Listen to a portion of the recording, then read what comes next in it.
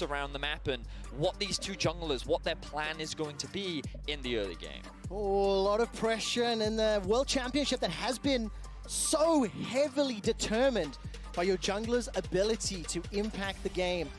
SOFM taking on Canyon.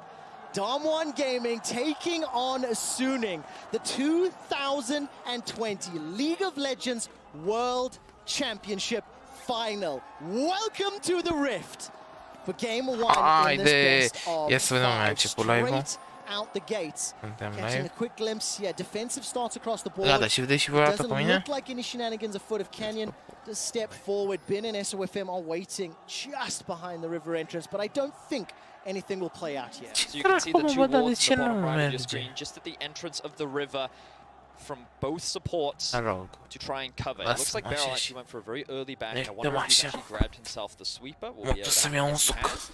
So he's going to have that option. And something that we've been seeing a lot throughout Worlds is actually leashless starts. The main reason why you do this is to not give your opposition that much information. But as you can see, there's going to be a leash on both sides. For Suning, it's going to be a leash on the blue buff to assist the Shen with the clear. But this is going to give priority for Ghost and Beryl immediately in the lane. Meanwhile, Noguri is going to be doing the same thing. Now, I imagine the main reason for this is because it makes sense for SOFM to want a path towards the top side. He has a carry top lane. He wants to make sure that this lane is stable and safe for him. So, given that the bot lane knows that their jungler is going to be pathing away from them, they're going to be playing much more on the weaker side, and they've already accepted and conceded this lane is not going to have that much cover. So we can already see he's likely going to do a full clear on the bot side of the map, then path towards top, whereas Canyon is going to do a very similar thing as he paths towards the bot side of the map. Now let's see whether or not Bin and Noguri can set any shenanigans afoot. If SOFM is able to get some early advantage there in that lane, can absolutely play into his favor. If you look at the minimap, Angel already starting to shove into Orianna early on right now. Showmaker is going to start to fall backwards. And this is something that you would expect as well, because SOFM wants to try and path towards the top Scuttle Crab when he has a pushing mid and a pushing top. That's the easiest crab for him to secure. And meanwhile, Canyon is going to look to do something exactly the same thing, except on the bottom side of the map. Already, Beryl is looking for a Roman mid, using the priority bot, level 2, to alleviate some of the pressure. Angel, though, just going to disengage. And we're going to be seeing a lot of this, quick shot, because Canyon as a player, he doesn't actually gank for his lanes a lot. What he likes to do is focus on himself, make sure that he's farming up, and it's kind of how the meta is, but that's also what Down1 is so good at. But sometimes your lanes are not in a great state. Sometimes your lanes need assistance from someone else, and this is where Beryl comes in. What Down1 will do is they will ring the barrel when they need help. So hold it, okay? Ring the barrel? They will ring the barrel. If top lane needs a little bit of assistance, Beryl will base, he'll look to roam up top. If the mid lane needs to be pushed out, as we just saw, he will run, and that is ringing the barrel from Down1. So keep an eye on that throughout this series, because it's going to happen a lot, because Canyon, all they care about is making sure that he gets as much farm as possible. Look, already hitting that level 4, he's done a full clear, he's going to get his Scuttle Crab. Now he can look to reset, or he can look to get a little bit of deep vision, maybe even look to contest the enemy growth. And exactly like you talked about with SOFM and Canyon's pathing and focus, I will be keeping my eye on that minimap, and Vedius, you let me know when you think Dom1 are going to ring the barrel, as it were. On this Pantheon with that Grand Starfall, he will have an ability to impact these lanes. And when you combo with an Orianna, Warren, or Canyon's Graves, there is a lot of CC and or damage to work with.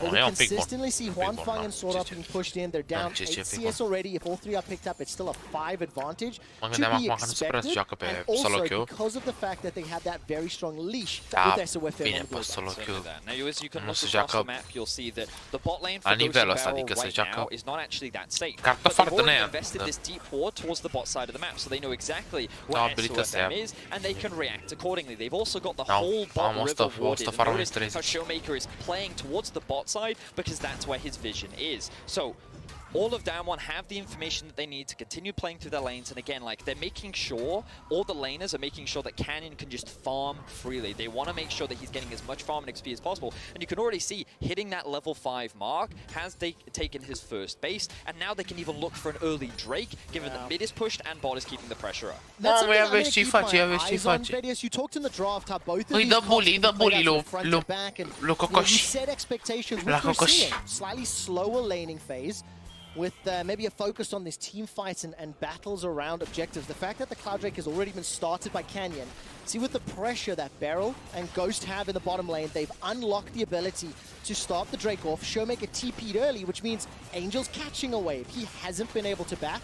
And this will be an uncontested first Drake going the way of Damwon game. So already in this early game, it might not feel like it, but Damwon already has a number of advantages. Number one, they've been able to use their strong 2v2 in the bot side to generate a lot of pressure. They've been forcing Hwanfeng and Sword Art to play very defensively, but also in the top side of the map with the bounce back in the wave. Noguri played very well in the 1v1 and forced the TP out from Bit. Now Noguri is going to answer. I didn't think that he needed to, but now it's Sword Art. Se vede, eu nu înțeleg de ce ați partea aia, că se vede, și mi-am aminte că se vede. Let's have a look at the minimap and see if anyone is coming to assist already.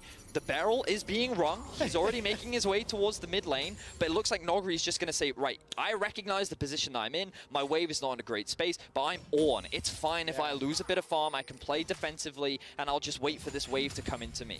I mean, he had Flash, Call of the Forge Guard, still had the access to the Bellows Breath. We were watching him for some time, so a difficult gank to pull off. Mamă, dar ce outfarm acum aia dat asta on the side of Suning, and as you alluded to, Vedius, some early advantages here going the way of Damwon. And when we look across their games, 13 games here played at the World Championship, they pick up the first tower in 85% of their games. I want to see if they can once again secure that first objective and then start to move their pieces around the map. Well, the way in which they're going to do that is going to be the Rift Herald. It spawns in a minute, 15 seconds, and these are the pieces that you're going to be looking at once again. Number one, Beryl. He's always going to be trying to move first. He already moved to help secure the Drake, and that was Sword Art's window to look for a roam where he wasn't able to find anything. But notice that they're continuing to push, and they're always getting this deep vision in the bot side jungle. So when SOFM is pathing up towards top to get his clear, they're getting that vision. Now they know exactly where SOFM is. They know where Angel is because he's just done his blue buff. So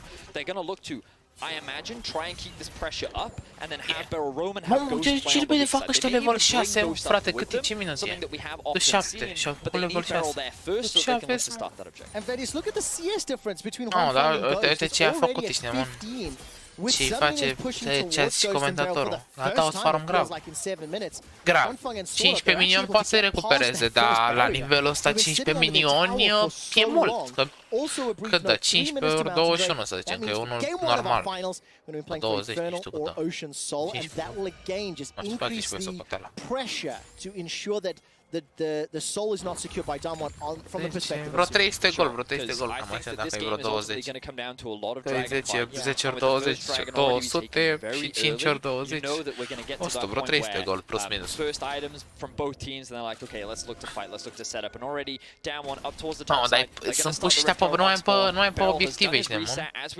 Deci nu mai pe obiective. A little bit late, but it looks like Canyon is getting a little bit creative here. He's instead, rather than starting off the objective, actually pathing up towards. Ce-a făcut pe el? Ce-a făcut Graves ăsta? S-a căcat pe el aici. S-a căcat pe el, s-a emoționat Graves.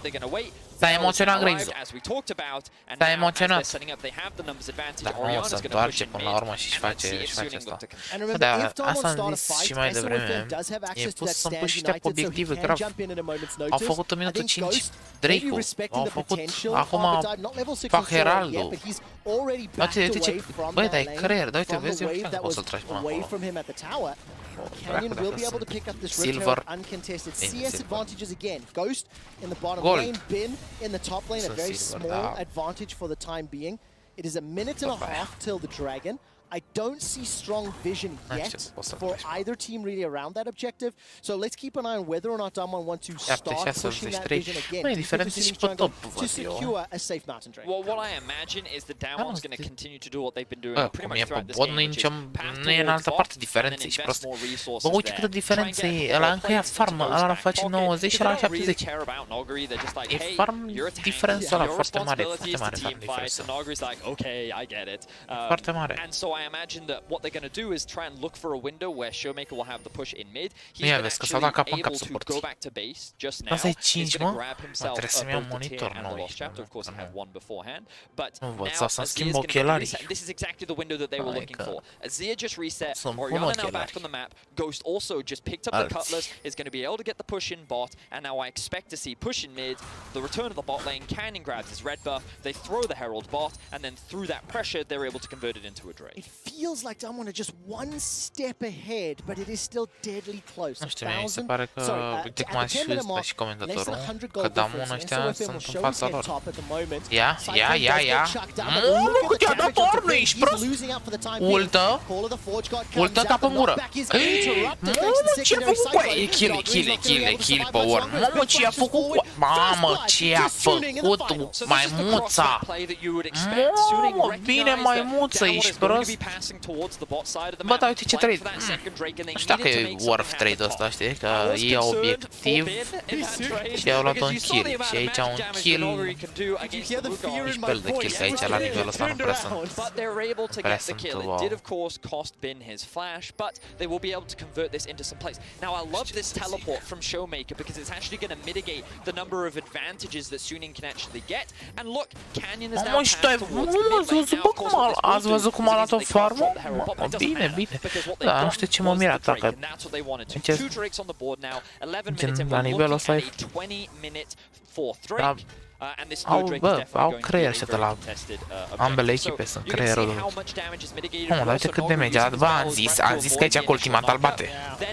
Dar uite ce a făcut, ești prost. Deci uite ce a făcut Wukong. Bună asta de la Wukong. Bună de la maimuță.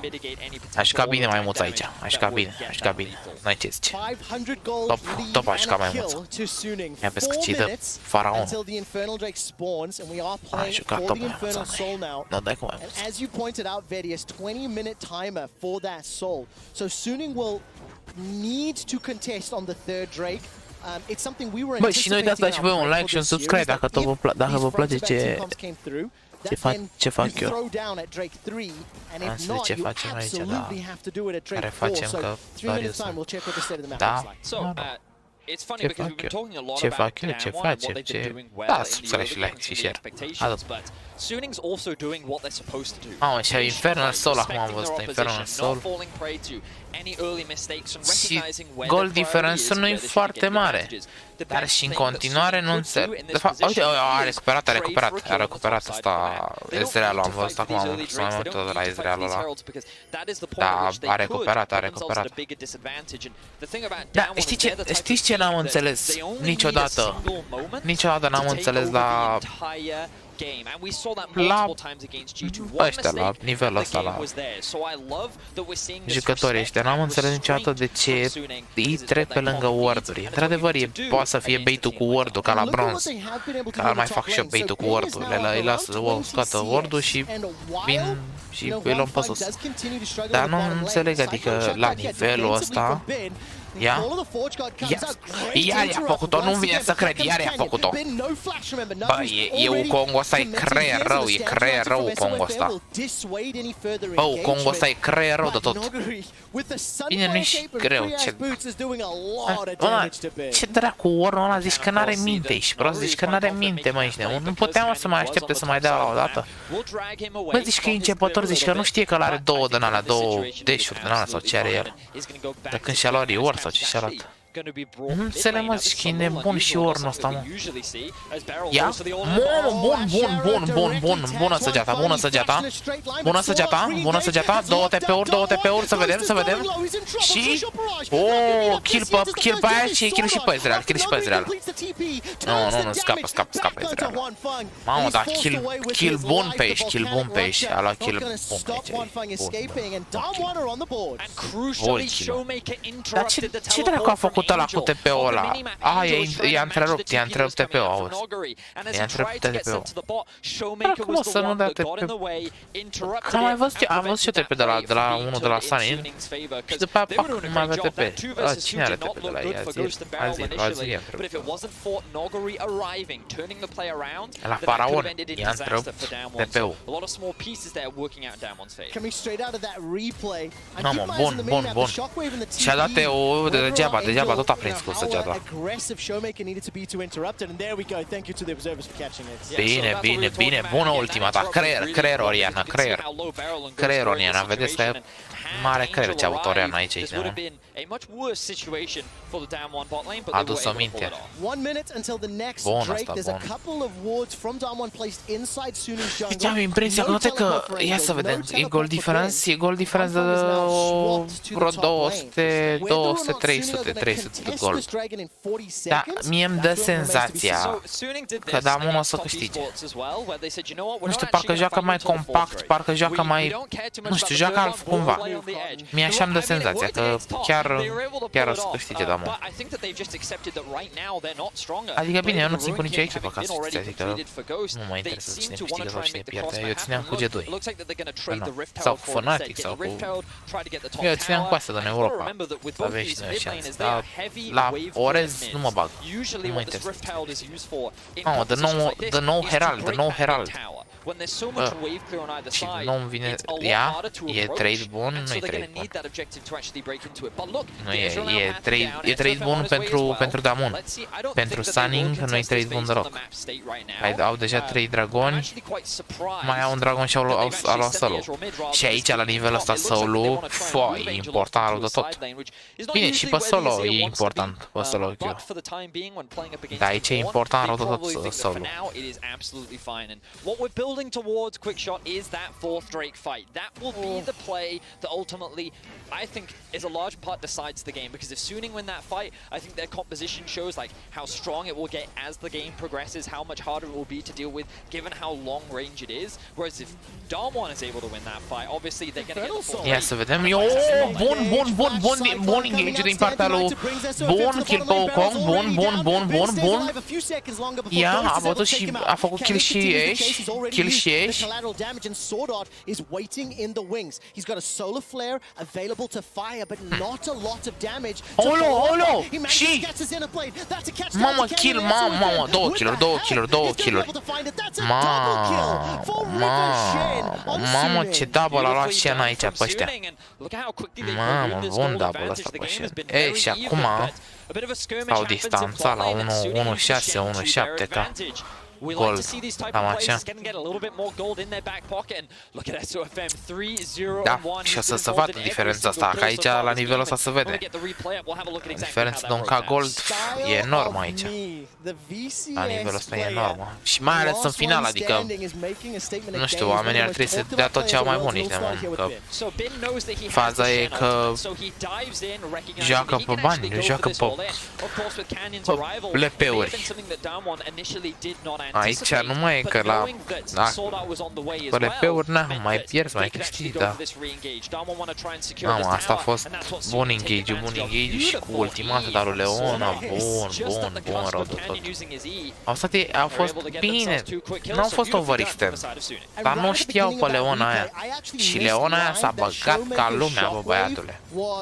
Bun, Leona, bun, și să vedem. Stan și din partea lui ăla, He's putting a lot of damage down, but yeah, Hongfang escaped the ultimate commitment from Showmaker. As we get into 20 minutes, it is a 2,000 gold lead rather for Suning. They are down 3 dragons and it's 2.5 minutes, so they mamă, sau distanța la mai mare diferență. Acum 2K. 2K, cam așa diferență, 2K. 2K și un pic. Și o să începem să vedem un teamfight, cred eu că o să fie un teamfight, primul teamfight. Proastă ultimata, proastă din partea lui. Să pare că de acolo a crezut că facă engage. A crezut că facă ea engage în prima și s-a panicat așa un pic. Opening up access to Suning's jungle is very important for Damwon, but I think again we're just going to be cred că o să vedem primul fight, da. Primul fight ca lumea. 5 la 5 o să-l vedem într-un minut, 50 la următorul Drake. Și până la urmă, i-a întrerupt recall-ul lui Pantheon. Dar cred că tot rău spre bine, că dacă rămâne aici, cred că îi face o dive. but Beryl wants to get the vine reset. și And I Oriana. think that delaying support resets is very valuable. Cred că nu The e. supports and the inventories right now 0 wards in the back Adică pocket of Beryl. He wants to get on the back tot foot, rău spre but bine. Suning Acum vine know din bază this, cu which means iteme, they can invade in the enemy warduri, cu jungle, toate. get deep vision, and they can start setting up for E this bine. Drake a minute and a half in advance. Noguri, of course, does have the teleport, but SOFM just going to cover so they can take this bottom tier 1. And the great thing about Azir is he can take these towers very quickly, especially with the Nash's Tooth completed. And if you just kind of look at the animation quick show, you can see lots of things are starting to be done. We need to see that reset come in from Wanfeng to get that Iceborne Gauntlet, and then he should be good to go. I think that Suning is saying, right, we've got all the items that we need. Look at the minimap. Look at that beautiful vision. I'm actually just going to bring it up right now because they just used this opportunity to set up all these wards. They have the entire entrances covered, and now Daewon is going to have to invest their vision to clear, which means that when you get into the river, it's all going to be dark. Suning is in the best possible position to set up for this Drake. Let's see if they can secure it. Luden's Echo just completed by Angel a moment or two ago. The Hurricane picked up by Ghost. Black Cleaver picked up by Canyon. The power race as well as that Iceborne Gauntlet. It's 20 seconds until the Infernal Spawn Sword Art steps just into Damwon territory. Various paint a picture for me on how this fight can start because it looks like Suning are the first ones into the river. Well, it's the choke points that Suning want to try and control. If they can force people into these entrances to the river, then you can utilize the strong poke that an Azir and an Ezreal does have. They've already gotten the mid-prio, they're going to force Noguri to TP in, and he's going to be reliant on acting as the face check tool. Notice that he's going to be the one to enter the river. He's going to be the one to face check along with Beryl to make sure they can soak up the majority of the damage. The Dragon is being started, Angel and Sword are looking for a flank. Vor să scoată ward, au scos ward-ul. Ăștia îi flanchează. Flanchează și ei. Și bun de la Wukong, bun pentru Pantheon și kill și pe Pantheon, kill și pe Wukong și se duce Graves-ul, bine Graves, se duce bine Graves-ul, se duce și bun kill pe Ezreal, bun. S-au dus bine Graves-ul cu asta, cu Ashe, s-au dus bine. Și au rămas acum, cred că, da, focusează Drake-ul, clar. Da, o să încerce o să facă un engage acum, să las asta.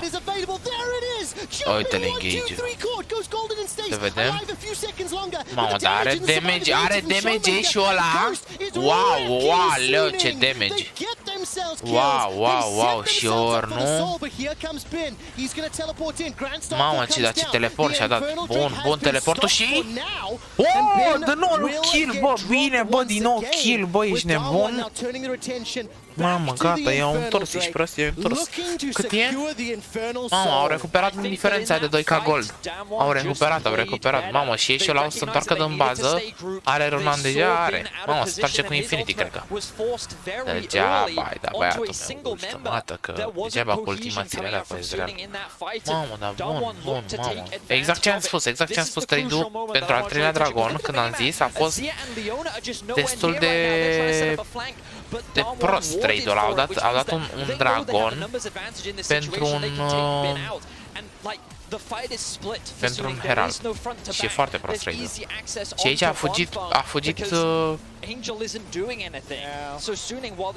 ok, pe Ezreal, dar s-a izolat și ăsta a dat follow, da, a scăpat și a dat și heal. A plecat bine Ezreal, dar s-a izolat singur acolo, adică nu avea ce să mai facă. Și cum am zis, eu cred că da, mă, știi, bapa acum primul meci. Ornul ăla nu mai pică acum, ornul ăla, deci ornul ăla tank rău de tot. Bă, dar uite ce-a făcut el două din ăla maxim. A făcut și la colegi. Grei să-i facă Black Cleaver ăla și lui Ashe și de-aia vezi că nu cealaltă ești Infinity și ăla la Twister. Cine-i tank de la ei? Așa. Of the benefits and the bonuses that Damwon have accrued for Merge, aoleu, a dat săgeata pe lângă. Am înțeles. Mai are săgeata aia într-un minut. Cred că cam așa ceva, un minut. 60 de secunde, 70, cam așa. 60, 70, cam așa ceva. they're very afraid of approaching this objective. And just look at the positioning of Canyon right now. He's walking into the enemy jungle, stealing away camps where he can. He's incredibly powerful at this point in the game as well. Damwon, even though the goal is very even, it's obviously very deceptive. Because Noguri is the one that's kind of at that deficit, but he's still like there to do his job. Where the gold is right now is on top of Ghost, on top of Showmaker, and they are, of course, very strong. That doesn't mean that Angel and Huanfeng don't have any damage, but this Infernal Soul is really going to make the difference between the two. Infernal Soul plus Graves, Orianna, Ashe, Pantheon. Yes. I think they're very happy with that buff. But now they just need to pick up the Baron and try to move it down. We've already talked about the wave clear that Angel's Azir has on the Rift. Obviously, the Ezreal as well from relatively long range can do it okay.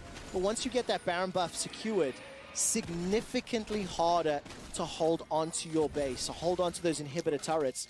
And they're still out of turret remain. It's 2 towers apiece at 25 minutes. This is what we expected from the drops. You know, fighting around dragons, skirmishes and team fights that then lead to big advantages in the game. And so this was something that we heard the analyst desk talking about, and how flexible Damwon actually are as a team, because what they'll do is they make these pivots in the draft to try and counteract what you like to do. And they're like, well, okay, if Suning like to play for Drake, then that's exactly what we'll do. And we saw how they approached it. They controlled the early Drakes. They were the ones utilizing the strength of their early lane prowess to build these advantages. But now Suning is back on the offensive. They've caught Showmaker out of position. He has no flash, but they're too afraid to commit for now. Yeah, look at the respect. As soon as Suning realized they're stepping into the darkness, the call was to back away. You could clearly see the comms deciding that factor. With so much at stake in game 1 of the finals of the best of 5. I respect that ability to pull back. They did get the Grand Starfall out of Beryl. It's not the biggest win, of course, because we're still 2.5 away from Elder. And it's felt to me all game, Vedius, that picuri, sincer, cred că Damwon îi bate. Și oricum eu tind să cred că Damwon îi bate, fiindcă am văzut, până acum am văzut cum joacă și cum sunt. Adică e un pic, e mai creier Graves-ul lor decât Shen-ul. E mult mai creier, e creierul de tot Graves-ul. A focusat pe Drake-uri, a focusat Dragonii, n-a focusat... Like, they kind of have a number of options right now. For the time being, Beryl has to be very careful. What he's doing is a little dangerous. Herald a făcut și rău, Herald a început de Ben is a little overextended. Call of the Forge God comes out. Cyclone will buy some time. Flash is still available. Ce fac? Nu cred că nu. Nu mare. Oh, ce bun counter-ul. Bun counter gang. Bun. Da, nu cred. Cred că doar atât scot.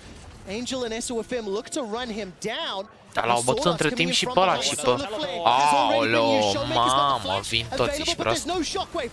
Vin toți. Vin toți ești nebun, vin toți. Dar a venit și ești? Mă, i-au făcut sandwich, bă, băiatule, i-au făcut pachet. Sandwich i-au făcut pe ăștia. Mamă.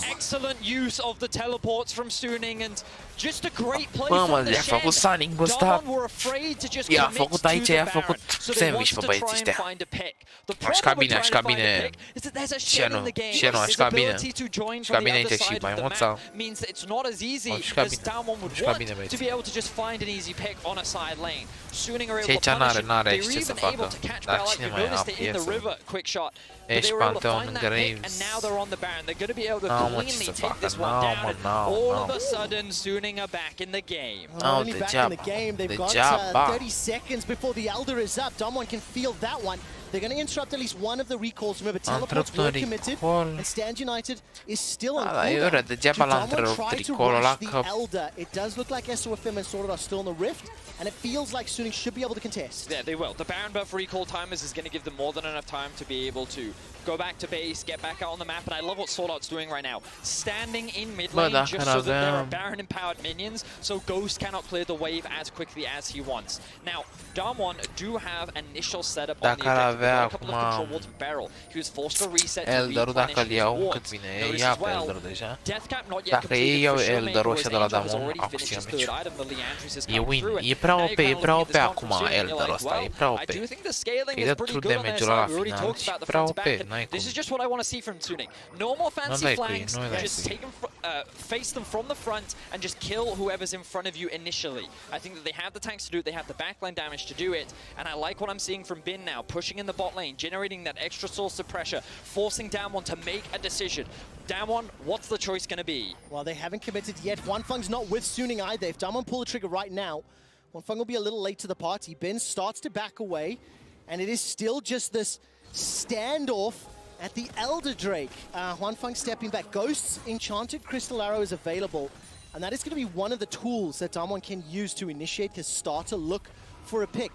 Suning 3,000 gold up, but the Elder Dragon buff with 4 elemental drakes is not something you can concede. Orianna just did a sneaky base. I think that Damwon is trying to take advantage of the fact that Suning don't have full information here, and they're trying to buy time. Orianna getting that death cap is going to be so huge for the upcoming Mamă, și-a luat Rabadonul! Mamă, păi de-aia s-a dus bazile. Mă, ce vorbesc? Că și-a luat Rabadonul.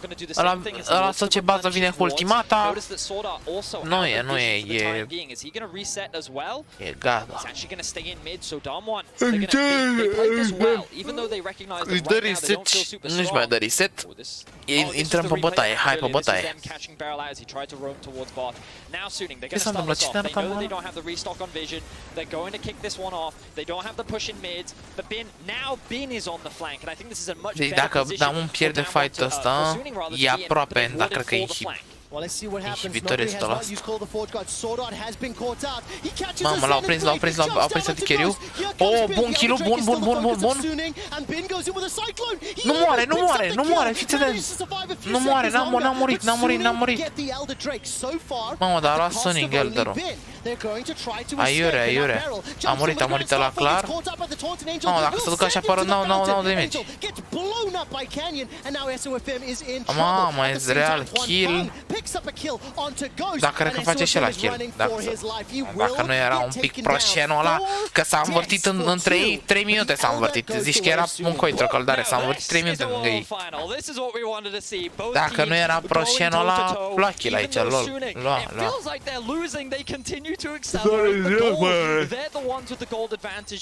Ai bate și cu tocul de ăla, n-ai... Și cu tocul, n-ați văzut, cu tocul Elder i-a bătut, da, mână ăștia. Cu tocul Elder. Uite-l pe showmaker ăsta, cum îl cheamă.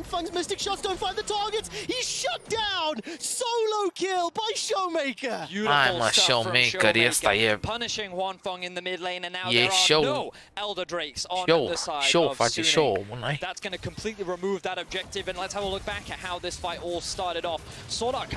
Iar e bătaia? A, nu, stai, aoleu, era replay-ul. Bă, bun, a fost bun engage-ul Leona pe aia, dar nu i-a făcut nimeni follow, doar Congo. Știu, Congo s-a băgat între 4-5, între toți, de fapt, ce 4-5, între toți s-a băgat. Și acolo mor instant, a murit Pantheon, dar până la urmă a fost worth. A fost worth. And they're able to remove all traces of the Elder Drake. 26 kills in 32 minutes. 4 minutes until the next Elder Drake. A minute and a half until the next Baron buff. And I am loving this game 1 in the final. Constant team fights around the objectives. But you can also see and feel the respect, the tension, maybe the fear in terms of how they're treating these engagements. Suning have come out on top for the most part of the last couple of engagements. What I think we've been seeing here is that Damwon have kind of played that traditional style of control, but they needed to take a bit of risk when it came to the Baron, and that's when they went for that pick in the bot lane, and obviously things didn't pan out. What we're seeing from Suning is that kind of young blood confidence that we've seen from them throughout the tournament, where they don't really play with any hesitation when they see their opportunity, they're going to go for it, and I think they've been doing a great job of it, and it's keeping this game very close, even though they're fighting against it in Gen, picul de carry mi se pare mult mai bun Ashe decât Ezreal. Ezreal e un pic de poke. Adică are și el DPS, dar e mai mult poke. Dar nu știu, nu e așa de... Ia, i-a făcut ce a făcut mă Rabadon?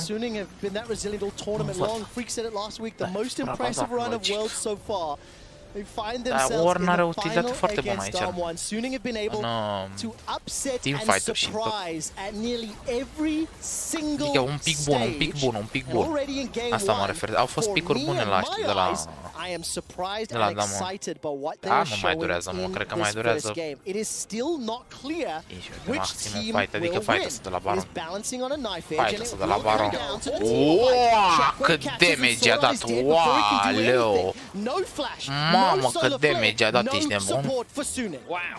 Mamă, cum i-a picat HP-ul, a fost... S-a dus așa. Mamă, la ce era tankul, ce era tankul ăla. Mamă, ce vorbiți, bă, băieți, bă, la ce era tankul, bă, ești nebun. A small mistake like that could be all that they Bă, need sunteți to secure nebuni, this ăla era match. tankul, auzi. Stand United was used by SOFM. That's a catch once again onto him from Beryl.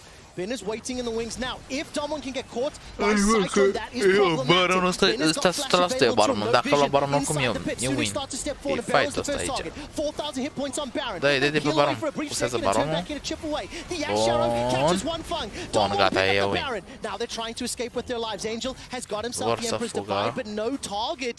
And they Nu get pot the să cred kill că on Sword Art, they get the Baron, and they fug, get e out panteonul unscathed. ăla. I like the positioning Se from Showmaker a lot regrupează. in that fight. He was hovering E towards the bot panteonul ăla, side dar of mănâncă the în river cur așa, să and mai just ducă pe basically mid un pic zoning așa. both SOFM and Bin from the pit, utilizing the ball.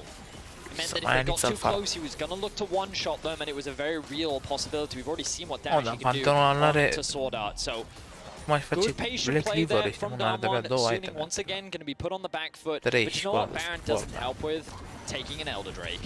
So Suning, they're going to look to just try and stall for a little while longer. They're going to try and push out these waves. They just took the farmează mid-tier tot ce 1 prinde. finally Da, after 35 diferența aia minutes. pe top de farm, oaleu. Bine, la Of course, you do still get urmă some îmi pare o small utilitate mai advantages from mare. the Baron buff, which is going to be beneficial Poate for că, Damwon, but in cu terms of toate itemization, very că close, și very similar mai across the multa, board.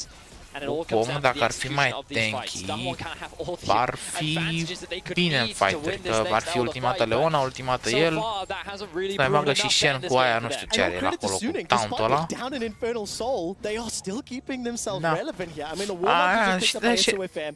Death eu Dancing cred că for știu both cum Ben, au as gândit well ei as engage, qualifying să the bagă GA for Leona, Ben dă as stun, well. pac-pac, And his stopwatch bagă și Cyclone maimuța, combo dă was almost enough ultimată to Shen kill pe both maimuță ca in să-l the dea shield. previous Dragon fight.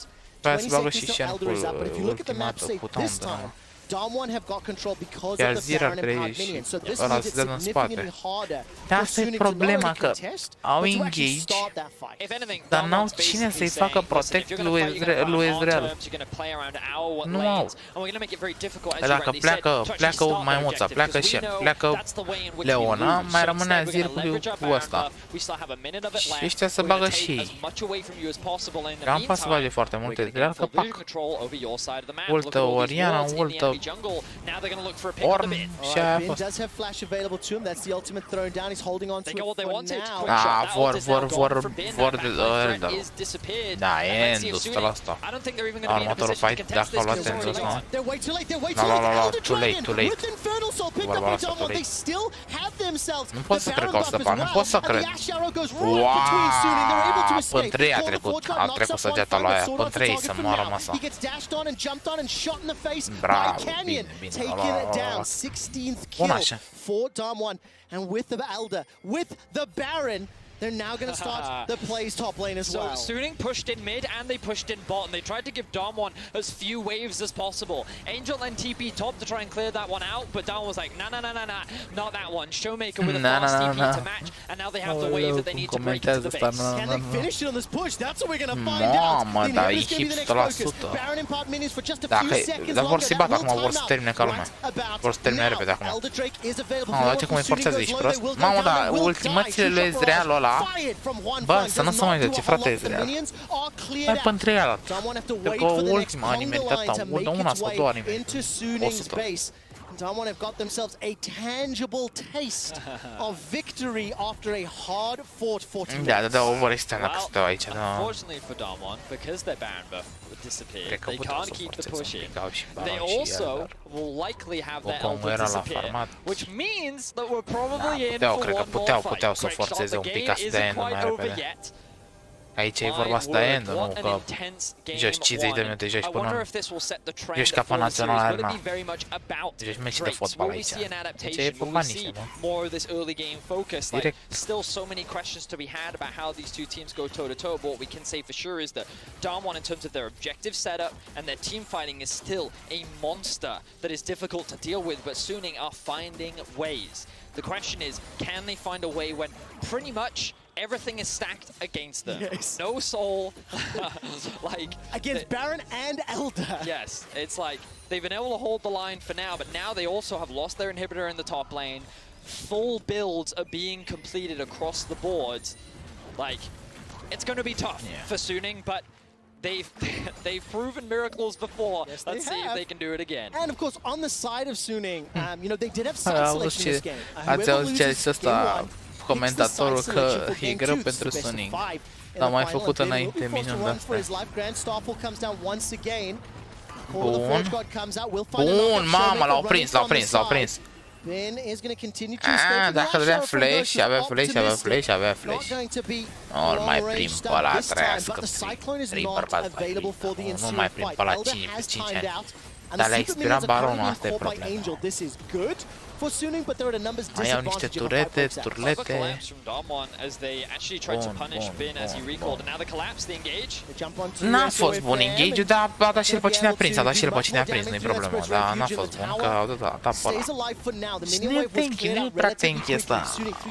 Panteon. 40 seconds to the next Baron, 3 minutes to the next Elder, and they live to fight another day. They are losing every single inch of Summoner's Rift. Yep. Slowly, more and more is being taken away from Suning, and you can see even if they do get the Elder, that doesn't suddenly mean that they win the game. They need a big team fight victory to be able to swing this game back in their control. But it is possible, just very, very difficult. Wow, what an intense game one. Now, let's take a look at the vision setup. 10 minutes to Baron. Do you think Damwon need the Baron to win? Iar fac baron, mamă, cât mai e? O 3 secunde până la baron. Mamă, iar să fie fight. There has been a control ward every single fight at that point. But the problem is that the Baron is alive, so Damwon don't really care. Sincer, eu cred că au greșit atunci un pic Damwon. Sincer, părerea mea acum, părerea mea de gold. De gold, fraier. Nu știu challenger sau ceva, dar părerea mea este că au greșit un pic acolo, că puteau să o forțeze. Chiar dacă era overextend, puteau să o forțeze. Nu m-am uitat dacă Wukong avea ceva TP, ceva. Are mă ăla, flash n-are. Dar e bun mă, Inferno Soul ăla. They don't have the same level of information and control, so they don't expose themselves to the risk of the engage. Well, also, Suning learned the hard way that if they face check an area of the map that doesn't belong to them, they will just... Trebuie să lase, trebuie să lase! Trebuia să lase și făceau baron. We've seen a Baron as well, and now vor să facă trade cumva? Beryl can come in with the Grand Stoffel. So Bin just reset, but he does have the teleport. What Suning need to do is reset for wards, and that's the window that Damwon is trying to take advantage of. Notice that there are no control wards left. Arrow comes through. I-au dat ciocan? Oh, bun. E ornul la zid, ești nebun, e zid, nu dă nimeni în ornul ăla, ești prost. Ai, e ornul la zid. That is Angel being forced away. Beryl is running him down. The Baron goes low. True shot barrage is not going to be enough, and the Baron is secured by Damwon Gaming. They turn their attention onto Angel, who's forced to use the Emperor's Divide, the slide, the glide. He's holding on to the flash. Mamă, 1000 crită! What the fuck, 1000 crită! Gata, e end-ul. E end-ul 100% pentru băieții ăștia. E end-ul, dacă nu dau end-ul, sunt proști rău de tot, că nu mai au altă șansă, proști rău de tot. Și n-ar da deloc overextend dacă ar sta acum, au wave, au, eu, end. Ar trebui să fie end, 100%. victory, and Damwon are setting themselves Mamă, up. ce cum trage, exact ce am zis, exact ce am zis, exact ce am zis. E de poc, dar n-are ce să facă. Nu are ce să facă. Efectiv, uite la ieși ăla cum dă, uite la ieși cum dă, uite cum dă ieși, uite cum dă ieși. Uite ce face ieși ăla.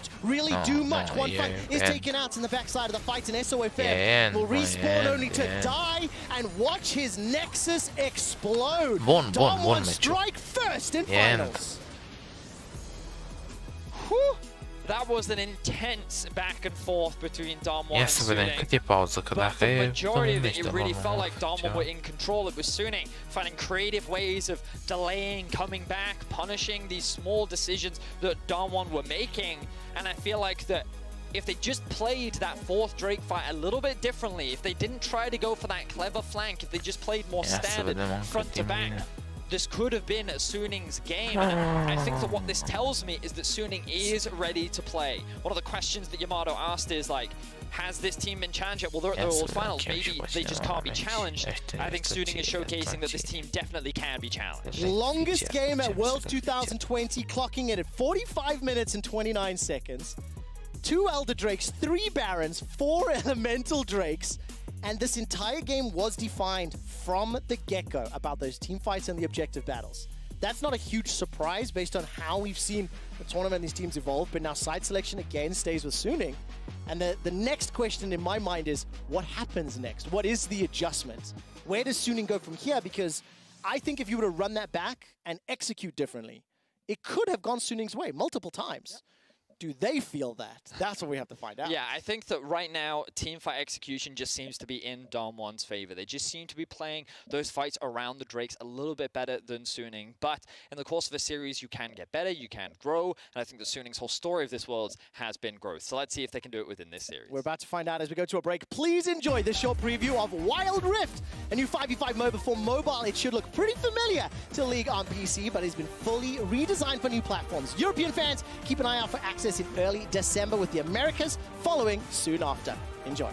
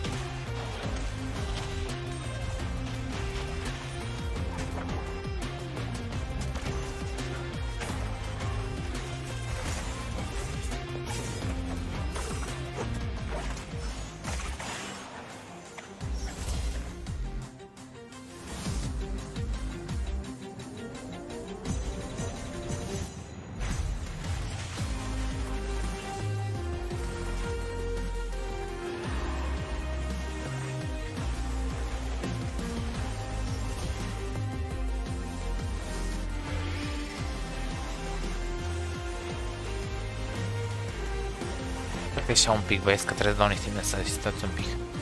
Încă intrăm acum imediat în meci, dăm să caute canal cu cine stați așa să...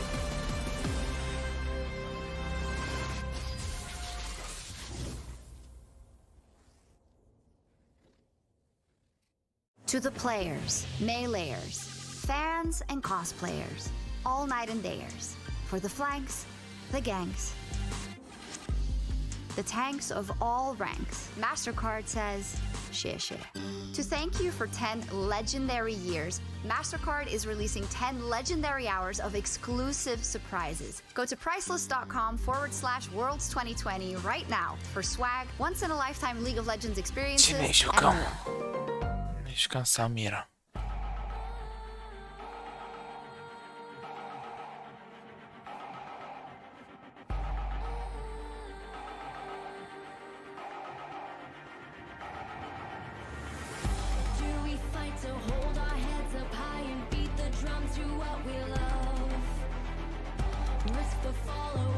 Ia mă, stai că trebuie să luăm.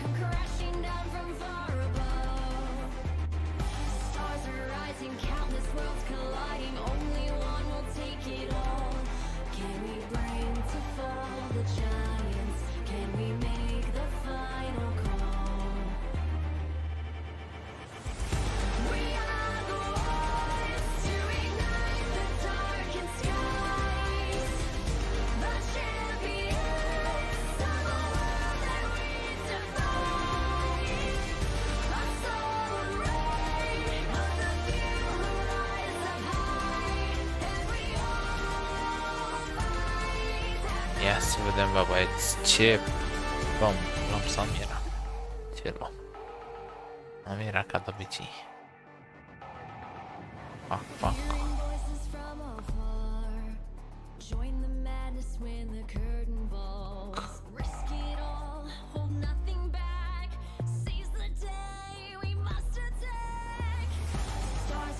Ia uite mă, vrea asta mid. Păi și eu ce fac, mă, mamă, și Timo, mamă, nu-mi place. Nu-mi place cum stau lucrurile.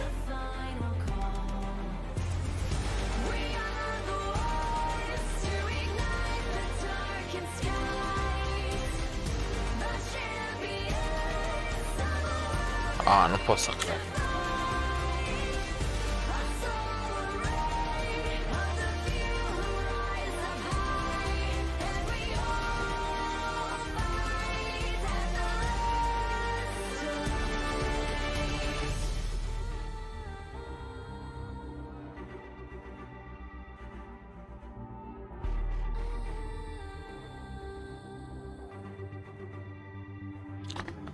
Bă, nu se vede nimic. Ba da, se vede.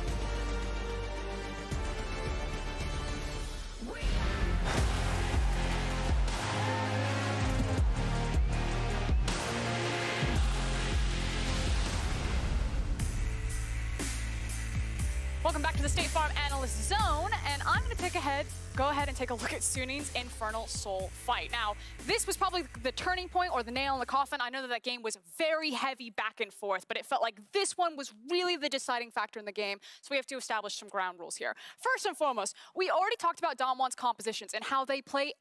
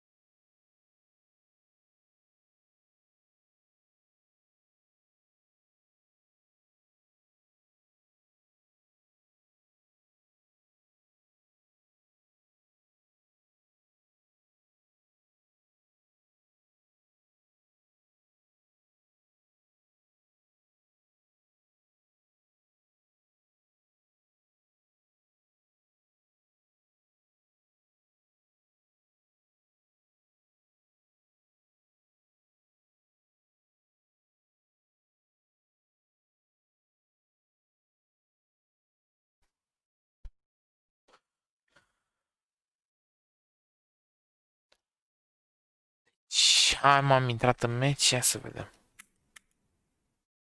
Haide, ia să vedem video. De ce mi s-o fi resetat, nu pot să știu.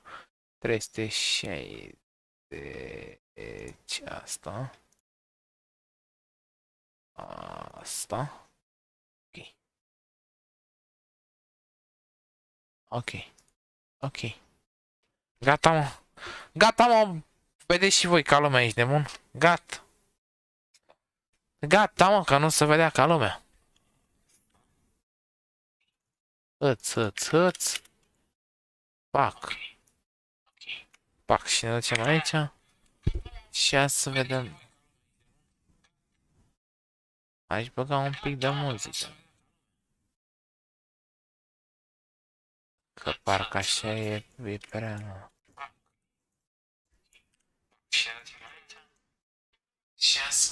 E bine că am uitat să închid sonorul de la preview. Ia să vedem mă, ce muzică pun și eu. No, copyright, că altceva ce să pun. Glovo este aplicația. Hai că Glovo este aplicația. Un burger delicios ca să-ți închei ziua cu succes. Sau orice ai nevoie de la supermarket, livrat imediat. Chiar și scutecele. Și ai salvat situația. Glovo, lasă-ți comanda în seama noastră. Profită de livrarea gratuită și comandă acum. Hai mă, hai că stau afecat pe jocul ăla. Haide. Gata, haide. Hai, let's go, boys, hai.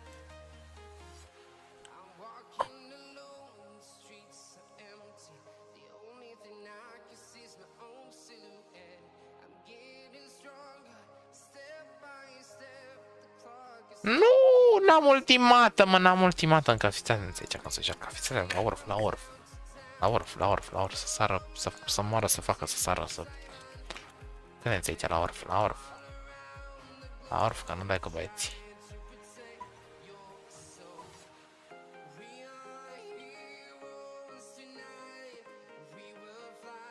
Ce-am făcut, mă? Nu pot să cred să apișa pe mine, mizeria să dă. Sau... Nu. Hai mă că l-am șcat frumos, e prost. Nu, e... Mă duc de nou. A, mă duc de nou și eu n-am om! Bă, da... Băi, acum am realizat că eu pot să-i parez alea lui... Să-i... Îmi pun shield-ul ăla când dă... Scutul ăla, Ați înțeles, e blind-ul ăla, când dă blind să-mi pune scutul.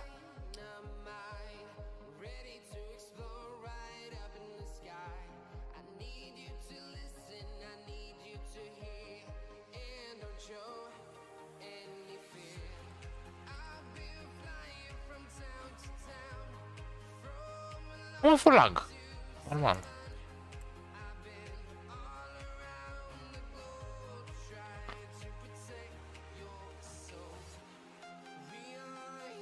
Yeah. Oh, dar la level 6 sau să fie cancer. Campion asta. Numit Timo. Acum has left the game. Ai, cam... Să-i zic eu ceva la cum îl cheamă pe ăsta. Bă. Nu pot să cred. Bă, dar n-am 6, unde-i 6? Cât mai am până la 6? N-am 6, mă, n-am 6 încă, mă, n-am 6, mă, că mă bag cu toți la 6, mă bag cu toții. Bag cu toții, iau pe toți așa. Iau pe toți.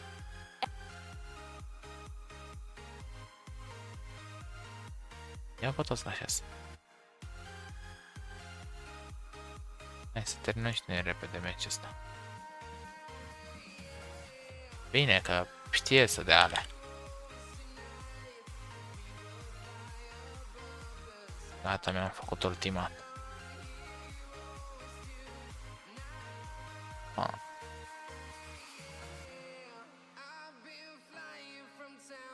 Nu pot să cred, bă, dar vine și... Nu vine că la e AFK.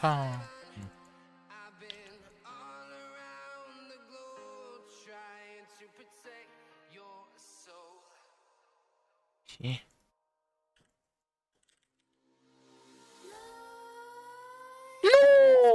Nu. Ce să apăs, mă, că mă dau capul de tastatură că mă joc urf. Ce să apeși, că n-ai cum să apeși pe jocul ăsta dacă cad. Da cu capul de tastatură acum. Ia. Îmi dă W? Dă W normal. Și mie mi se activează W-ul după 5 minute.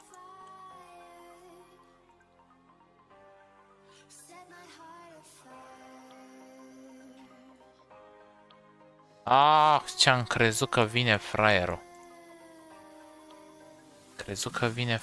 Mă.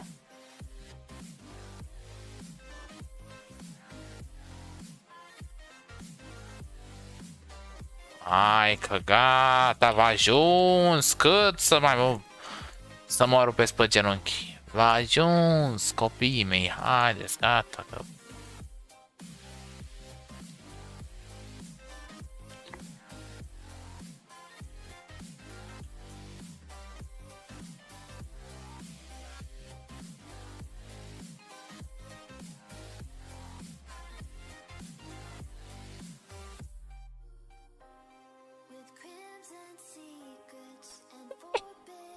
E că încep să-mi placă.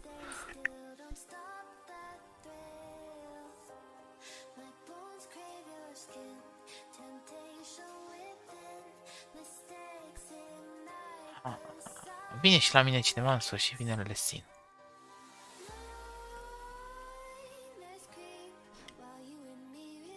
Hai mă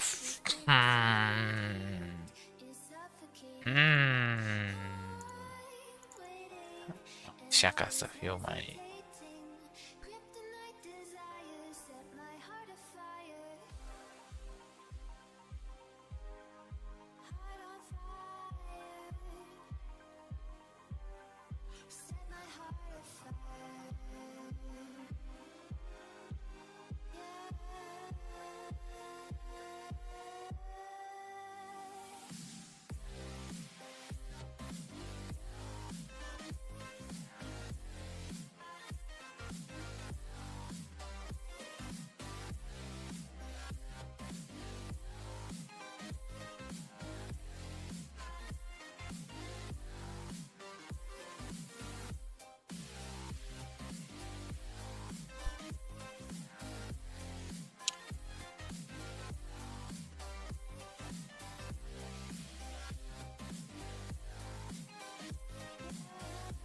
Ia uite-l pe ăsta, mă, ești nebun.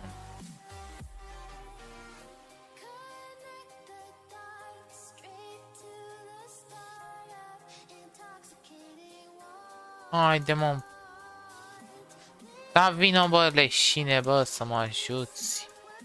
Uite cât îmi dă ăsta pe o bilă, bă.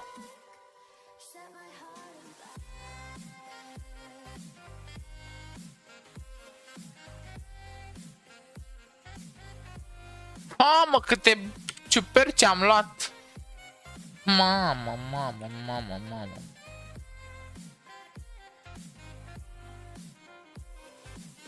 apuc și să-mi dau bază? N-apuc. Ce vorbești? Se numește moarte. A murit. Haide! Ce-mi place să mă joc League of Legends. Că începe meciul. 15 secunde, bă. Trebuie să uităm la meci și sunt LOL. Haide.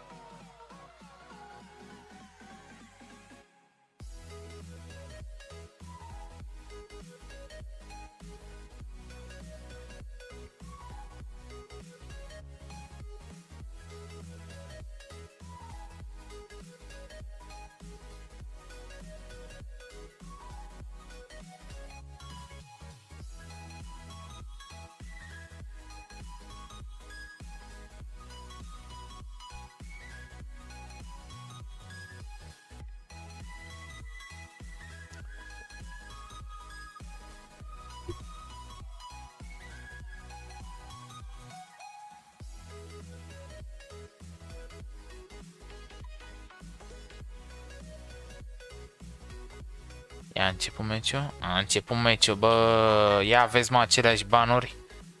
Ce facem? Deci avem așa de ales ce facem, ieșim de meci și ne uităm la finală sau... Bă, da! Bă, aruncă-mă bă aici.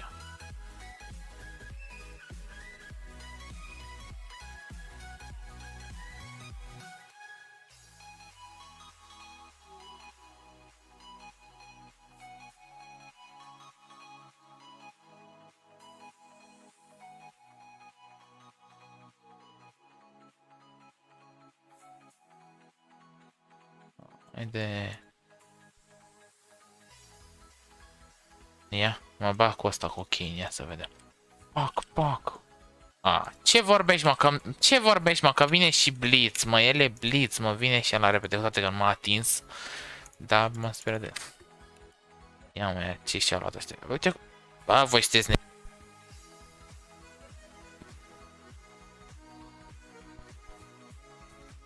Mă, și-a luat Syndra, mă. Omul e nebun, mă.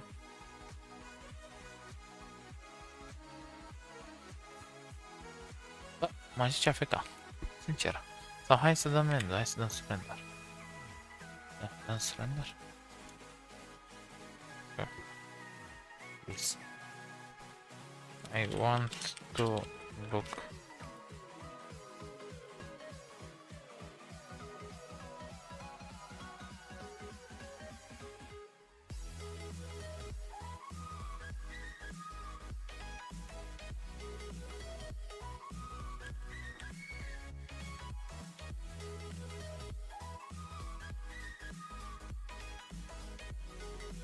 Noi cu cine ne batem, mă?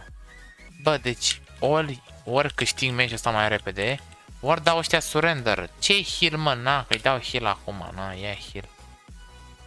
E tot, mă, freacă asta la urechea heal-ului.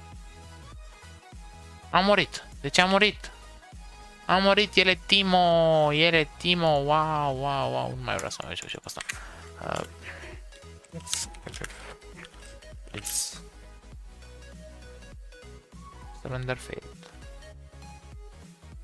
Bro, I was AFK whole game, I know it is easy. And you are assassin. Dacă eu sunt assassin, dacă e. Asta de carry, sunt assassin. Ia vezi ce-i dă, Aoleu, și el vrea să câștige, bă, băiatule. El vrea să câștige, mă.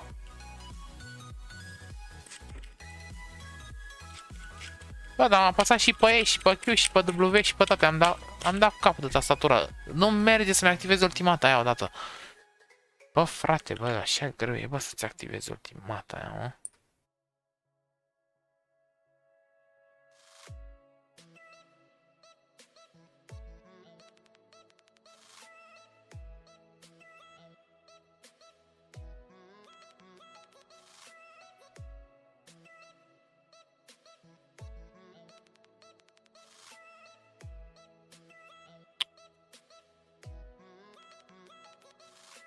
Ia, că mă duc.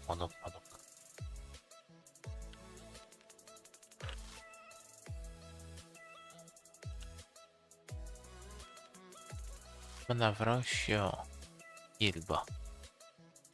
Hai că-s full.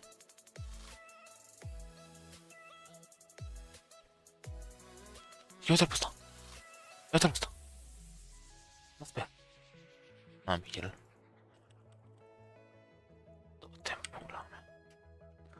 Du-te, că n-am mai putut să n-am mai putut să mă obțin. A, mă, frate, ce face? Asta ce face pe mid? Doamne, am asta în surrender, mă, frate, mă, că n-avem șanse, mă, voi sunteți nebuni, mă, n-avem o șansă, mă, bă, o șansă, bă, o șansă n-avem, bă, ăștia.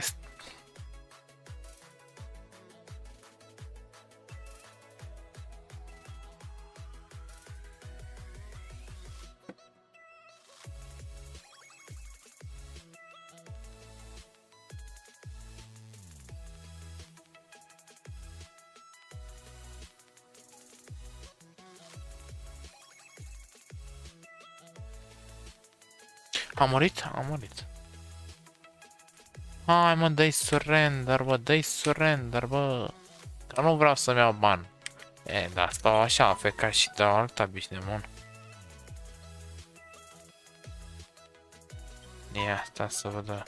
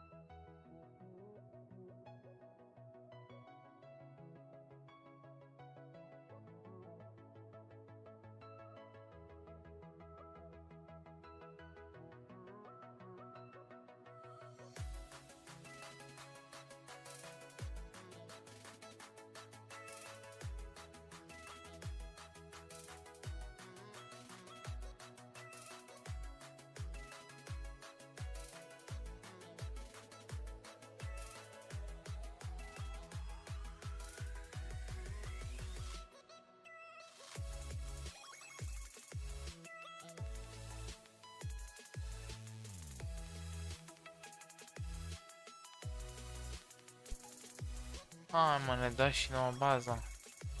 Hai să scriu end.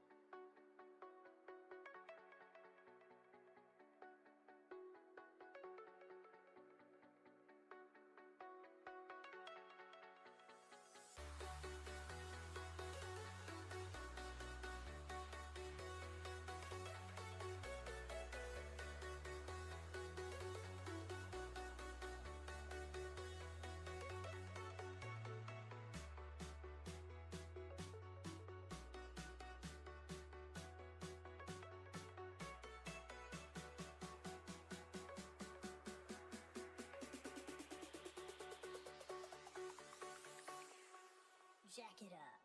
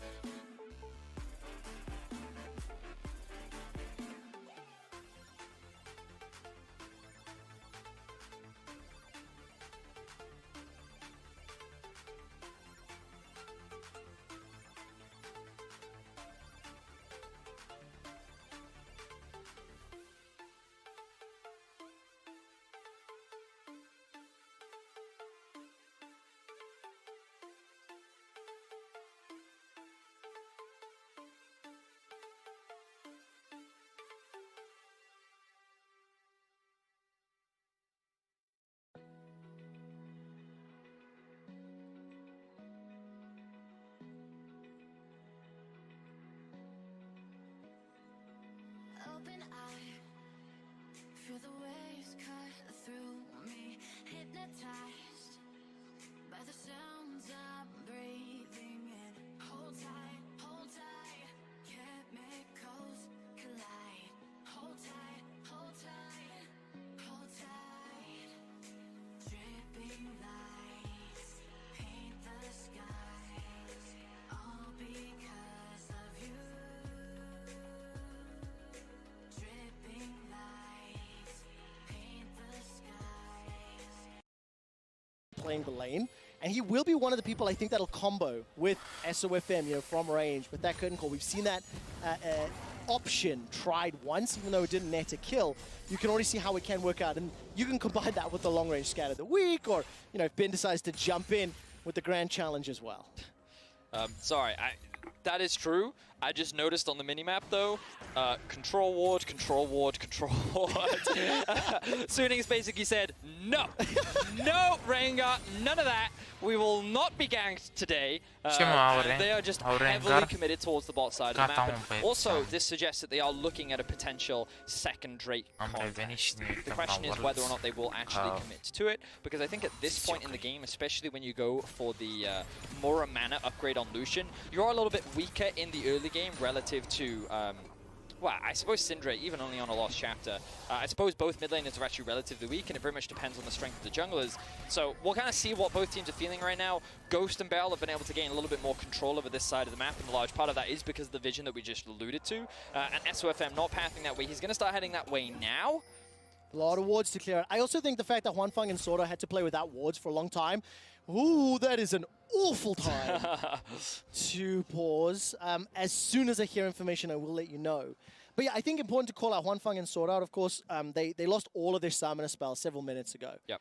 And that allows Ghost and Beryl just a little bit more time, a little bit more freedom and safety in that lane. Canyon is breathing down the neck of Angel right now, and he may have absolutely no idea. No, none whatsoever. And it is very interesting to see how Canyon is playing this Evelyn. We've already seen some small differences in his approach to the game with the gank down the bottom lane to alleviate pressure, as you alluded to already. It's only the second time that we've seen Canyon on Evelyn this year. And for the time being, neither team has a significant advantage. Love, love, love the Flash Wolves team logo.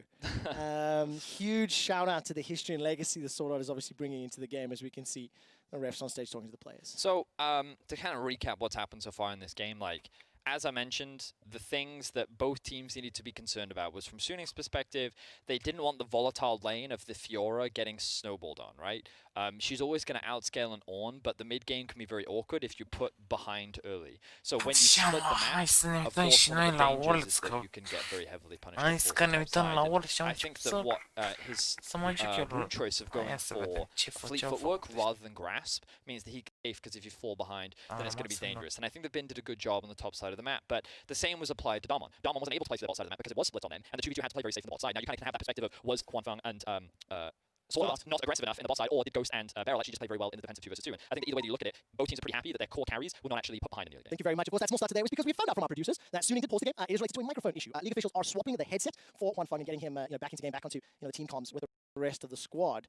And one of the things that I'm going to be very interested to see how this game plays out, like to my eyes, when you have an Evelyn or a Rengar that does manage to pick up a couple of kills, or even a Syndra Lucian, to be fair, the kit and the way in which those champions play tends to be a little bit snowbally. If they get a kill, if they maintain vision, if they play and they make the right decisions, they can progress their lead significantly quicker. Well, so Rengar is one of those champions that I feel, even if you itemize to deal with him, it's still not enough. So you just hate Rengar. I really hate Rengar. I really hate it. I was playing Akali into a Rengar, and I saw him, and I thought, if I Shroud, I can avoid it. He one-shot me before my Shroud even came off. But the funny thing is, Evelyn could do exactly the same thing, just in a slightly different way. But the difference is that SOFM is not building one-shot Rengar. He's building tank Rengar. Now, a lot of stuff has just happened. Oh, we're right back in. We're right back in. Teleports come down to the bottom lane. Flash has been used by Angel. Hopefully, we can find out exactly what. No one has died. No first blood. Ce să vedem ce să joacă ăștia? Hai să ne dăm și noi cu părerea că așa să face, să dăm părerea. Ia, Felios pe bot, la fel cu Gin Leona. Gin o să câștige. What we did see was Canyon hovering around mid, and based on some of the spells that suggest that gank was pretty successful. Lucian a zis că dacă cu Felios pe bot nu merge. Picked up, Canyon gets first blood solo. He will find that crucial pick, but I don't think it will be converted into the dragon that they might not care. They're going to trade this Drake for a potential first tower. Now, at what cost? First blood goes to, of course, Damwon. The dragon number 2 goes to SOFM, and while the Rift Herald got a couple of plates, it didn't secure the tower overall. SOFM is still lingering, and we saw Canyon just starting to back away to his Krugs. So it ends up being a 2,000 gold lead here for Damwon. Here's a replay of the game. So, this is what we were talking about. Yeah, the instant flash coming out from Angel, showing that respect towards Showmaker and Canyon. He's now forced to play defensively, and this is the invisible pressure that an Evelyn can consistently generate. Meanwhile, in the bot side of the map, we saw quite a lot of action happening as well. It seemed like the Suning tried to counter a play, and we even got the teleport out from Showmaker and Angel towards the bot side of the map to create a lot of action happening. And it ended up actually costing Suning quite a lot. They ended up burning all their summoner spells on the bot side of the map. Huanfeng also ended up dying, which gave Canyon his first kill of the game. Going to be extremely valuable for this Evelyn as the game progresses. And also first items are starting to come through as well. Infinity Edge now finished for the Aphelios. So Damwon once again kind of sitting pretty in this early game. Yeah, feeling very comfortable with that 2,000 gold lead. Despite the fact Suning have got themselves 2 Drakes, I do think that is crucial. It will at the very least force Damwon's hand, I think, to try and challenge. Or if Suning elects to play a little bit of a side lane type game, the fact that Ben has now completed his first big item return to the top lane, I think the scariness of a Fiora in the side lane with the potential of Rengar backing Fiora up can be another way in which Suning can play through this this game to try to look for an advantage. Well, I think Suning still have the 4 Drake win condition, right? Yeah. They obviously have the first 2 Drakes, and I think that in terms of early control, they're sitting quite comfortably. I kind of wanted to see a little bit more aggression from their 2v2 bot lane. We haven't really seen many roams from Sword Art either, so like, they haven't been able to be as proactive as I think they would have liked to have been in the early game, and now Canyon has hit level 10 on the Evelyn, has the Sork boots completed as well. Both junglers meet. So much support, Ring the Barrel as he's in the mid lane, helping out on the Herald. SOFM will get support from Sword on Huanfeng. I'm waiting for that solar flare, and I was building up for the initiation, but Sword Art held the trigger, chose not to throw it down. He is, of course, the caller and sort of the captain of Suning. Many players actually call him the coach as well. Huanfeng in interviews has said the very same thing. It's great to see Sword Art in his first World Final after years and years and years of attempts and regional success with Flash Wolves within the LMS. For sure. And we kind of need to see a little bit more from him in this game. Like right now, the pressure is starting to mount. You can see 4 members on their way bot. They're looking to try and secure this tower. Vision is already being invested all across the board. And now Canyon has snuck his way in. Look at the numbers advantage. Damwon, immediate reply. They challenge all the vision that Suning set up. If you've been watching for the entire game, Verius highlighted the control wards much earlier, saying, nope, SOFM, you shall not pass, you shall not go through the Tribush, you shall not collect first blood. And very similarly, Damwon brute forced their way into the river. Look at the ring of vision towards the Drake. They pick themselves up the first tower, and total gold, Ghost, Showmaker, Canyon, top 3 in the But compare Ghost to Huanfeng, and that's the most important thing. There's a 1.3k gold difference. That's basically a BF sword difference. Of course, you don't see it in the itemization, but like, it's a pretty big advantage in the bot lane, and for Damwon, this was the lane that they were most concerned about. Now we see both teams setting up for this Herald. Herald is going to be the contest. The riposte comes out from Ben. Angel will be the target of the Culling. Nice. Sword Art finds Canyon before he can get a caress down. Now Sword Art will be the target. Ghost is able to get on the board. But the first kill, that's a leap into a savagery. The bowler strike gets fired out. I think Beryl caught it. There comes the curtain call. We'll be tagging one as Bin gets the first kill of the fight, and now all of a sudden Showmaker gets a reply back onto Angel, flashing away as Ghost is the target of Bin. One Fung will not be able to find anybody with a deadly flourish. A leap onto Grom from SOFM. He's already burned the flash. Ghost is going low. The lantern to safety. He gets out.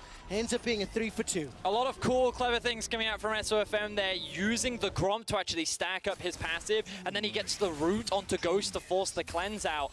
Good awareness of how to take advantage of that Rengar pick, and that was a pretty big team fight win for Suning. They're going to close the goal gap just a little bit, but I think this was a very aggressive contest from Damwon, because you have to appreciate that Beryl isn't here yet, which means that the immediate collapse onto Canyon was excellently done from Sword Art, and while he does get chunked out initially, this is where Damwon feel that they have the numbers advantage. But here, SOFN then dives onto the bot lane. He's trying to zone them away from the fight, and he's trying to soak up all this damage. Showmaker then commits to trade his life, but then he's then able to get out thanks to the lantern. Then I love this commitment from Bin as well, because it splits up Damwon once again. Kill din partea lui Rengar, ia să vedem, vedeți noi pe replay ăsta ce s-a mai întâmplat. Cleanso la... Bun Cleanso, că murea, cred că. Bun Cleanso. Because they're able to reset first on the map, they're going to get themselves third Drake. So even though they're at a goal deficit, it's kind of similar to last game where their kind of control over the map seems a little bit stronger right now. Cine, mamă, dar acum Stunning s-a focusat ei pe Drake, pe Dragon, pe Drake-uri. Bă, nasol pentru ăștia. În continuare mereu așa. Cine își dă TP-ul? Hai, odată să TP-ul ești de mă. Mamă, au scăpat, Bun, unde mi-a apa? Au scăpat, The Hex Drinker from Showmaker really coming in clutch there to mitigate all of the burst that was coming out from Angel. So I feel like SOFM just has one build. But you know what? It works, okay? This man just dives into the face of his opposition and just soaks up damage. His goal is to be a nuisance. He does it on his Lee Sin, he does it on his Shen, he's gonna do it again on his Rengar. He just dives into the backline, and yeah, his jump gets interrupted by Beryl, but it doesn't matter, because his W removes the CC from him, he's able to heal back up, and he's just like, hello, I'm in your face, I'm in your way, focus me. Oh, by the way, my carries are going to kill you. I actually think when you look at how much mobility has happened this game, the movements and the amount of time multiple members have roamed to top mid bot before 20 minutes, in contrast to game one.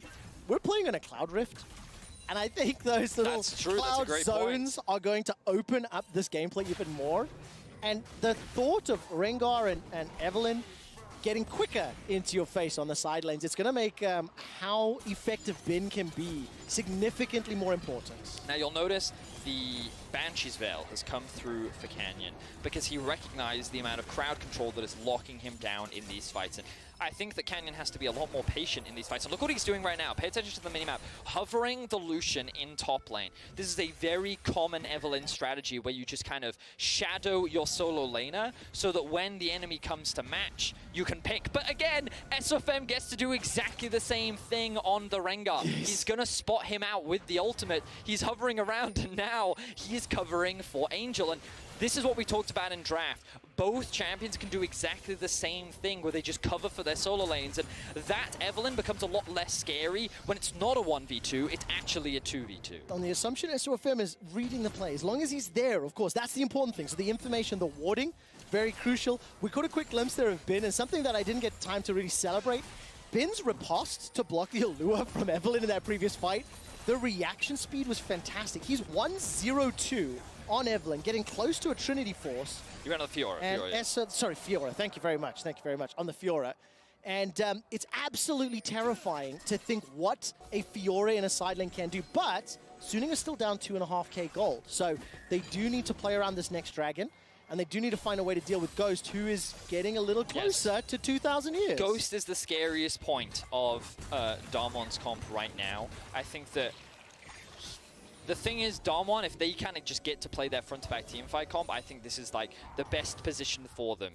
Huanfeng against, on the Jhin against an Ornn is not going to melt him at the same speed as an Aphelios is just going to melt through this comp from Suning. So I'm really curious as to how Suning are going to play out these fights. I think they need to look for a pick just like this. That's a root, scatter the weak, unleashed power. Excellent. SOFM had Thrill of the Hunt, and he was waiting. I think Showmaker used the blast cone into the river, and unfortunately ran into SOFM. Call of the Forge God knocks up one Fang. He had flash. He didn't flash away. He gets caught, gets locked up, gets killed. But now the rest of Suning are arriving. Nogri's going to be the first target. That's a fantastic stun onto Beryl. The re-engage from Sword Art with the Zenith Blade. Beryl stays alive thanks to the stopwatch for a few extra seconds, and somehow Sword Art survives. Nogri continues to tank for days. There's not enough damage just yet for Suning to burn through the Ornn, and Ghost remains untouched. 50% of his HP not at death threat yet, and somehow that Ornn held all of the LPL back. Yes, that was a really good choke point for Nogari to hold the line, because he made it impossible for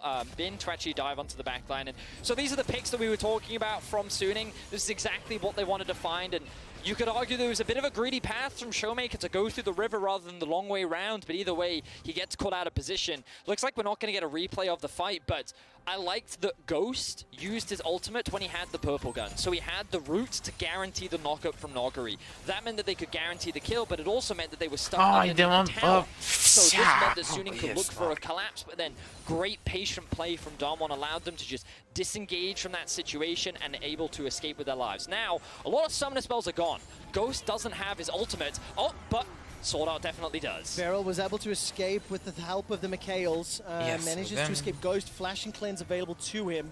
And remember that mid lane engage in tower fell 10 seconds before the Cloud Drake spawns. This is the sole point, and Suning want to pick it up. Here comes Juan Fang, curtain call available to him. Look at what Fiora's doing in the bot lane, completely zoning Nogari out of the fight. He's saying, no, no, no, you don't get to go past me. Canyon's going to come down and try and help him out. But there's a lot of damage being chunked down onto Bin. Nogari, 2.5k HP. Now he's going to peel back. Call of the Forge God a few seconds away. Sword Art looking for the Shield of Daybreak. Oh, the Zenith Blade, he's holding on to it. Canyon is coming in from behind. He's got access to the last caress. He's looking for a target, and Angel forced to flash away to save his life. Sword Art will be the sacrificial support for Suning. Damwon get their first strike. And once again, patient team fighting from Damwon allows them to come out on top. They will be able to buy more time and secure themselves the 4th Drake of the game. They now have their eyes set on the Baron.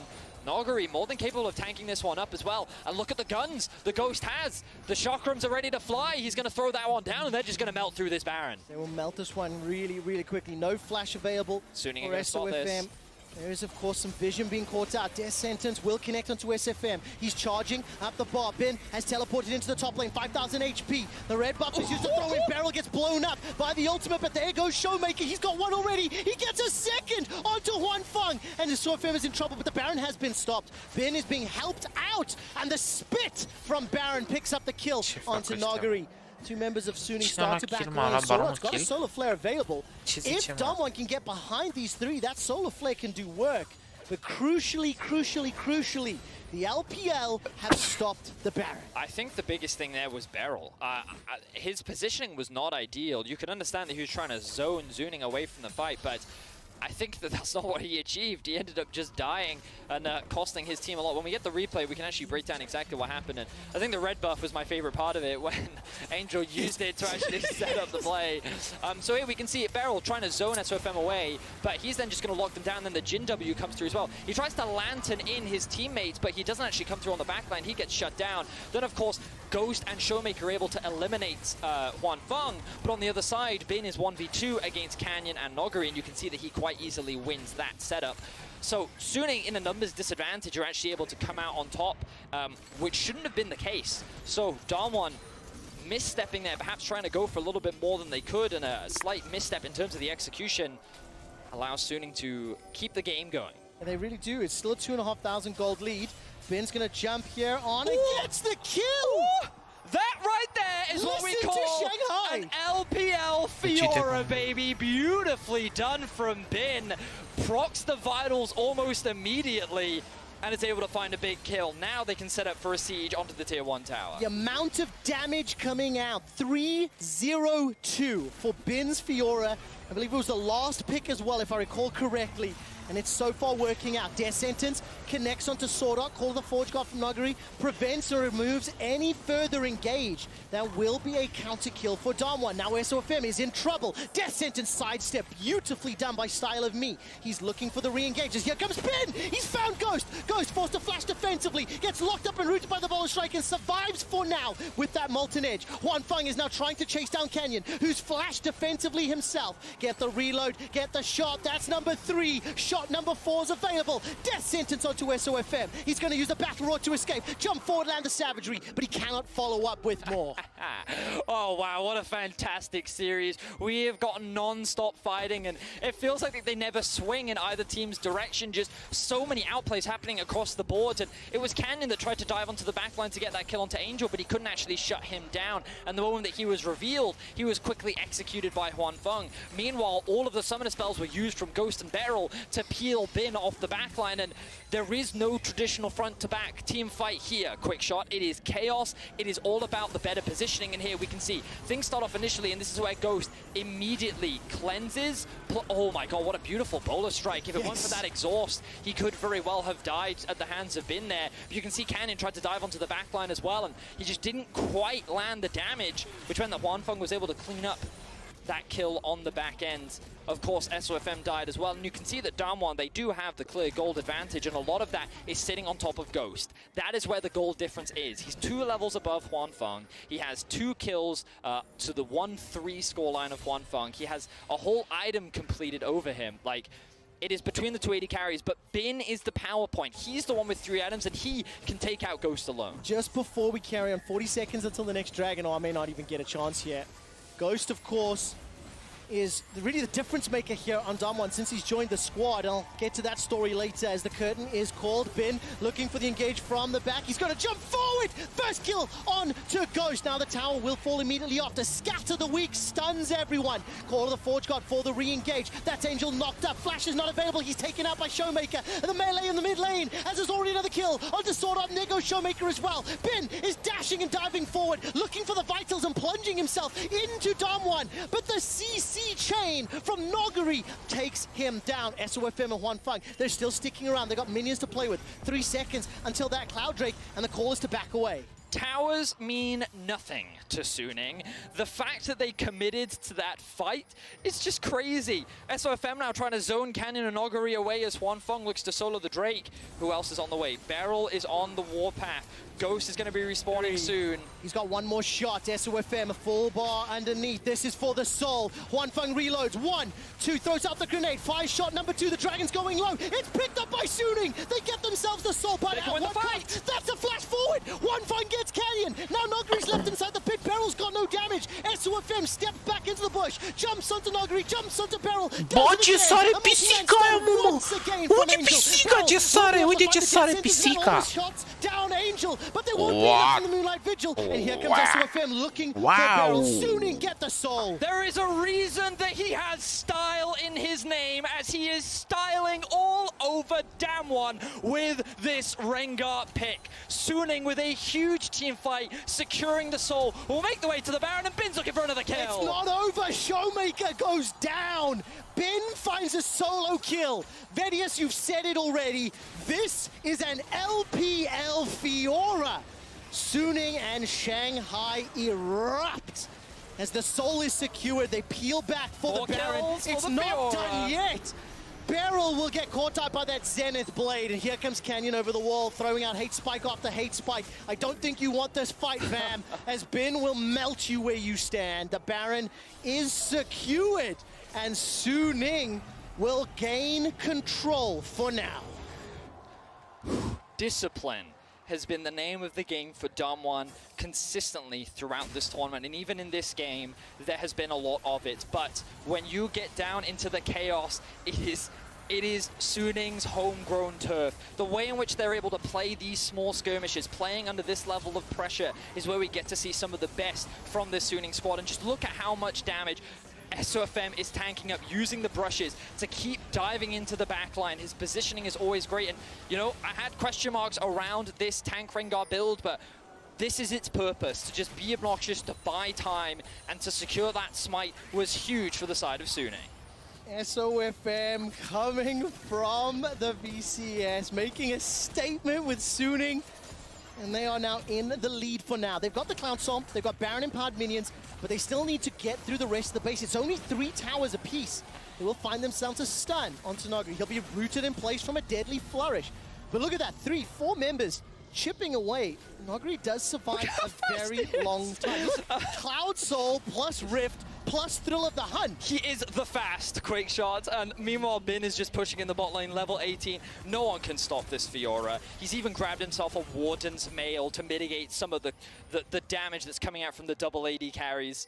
You imagine that he's going to convert that into a Randuin to remove some of that crit threat, but like now Suning is in the driver's seat. They have the gold advantage, they have the Baron buff.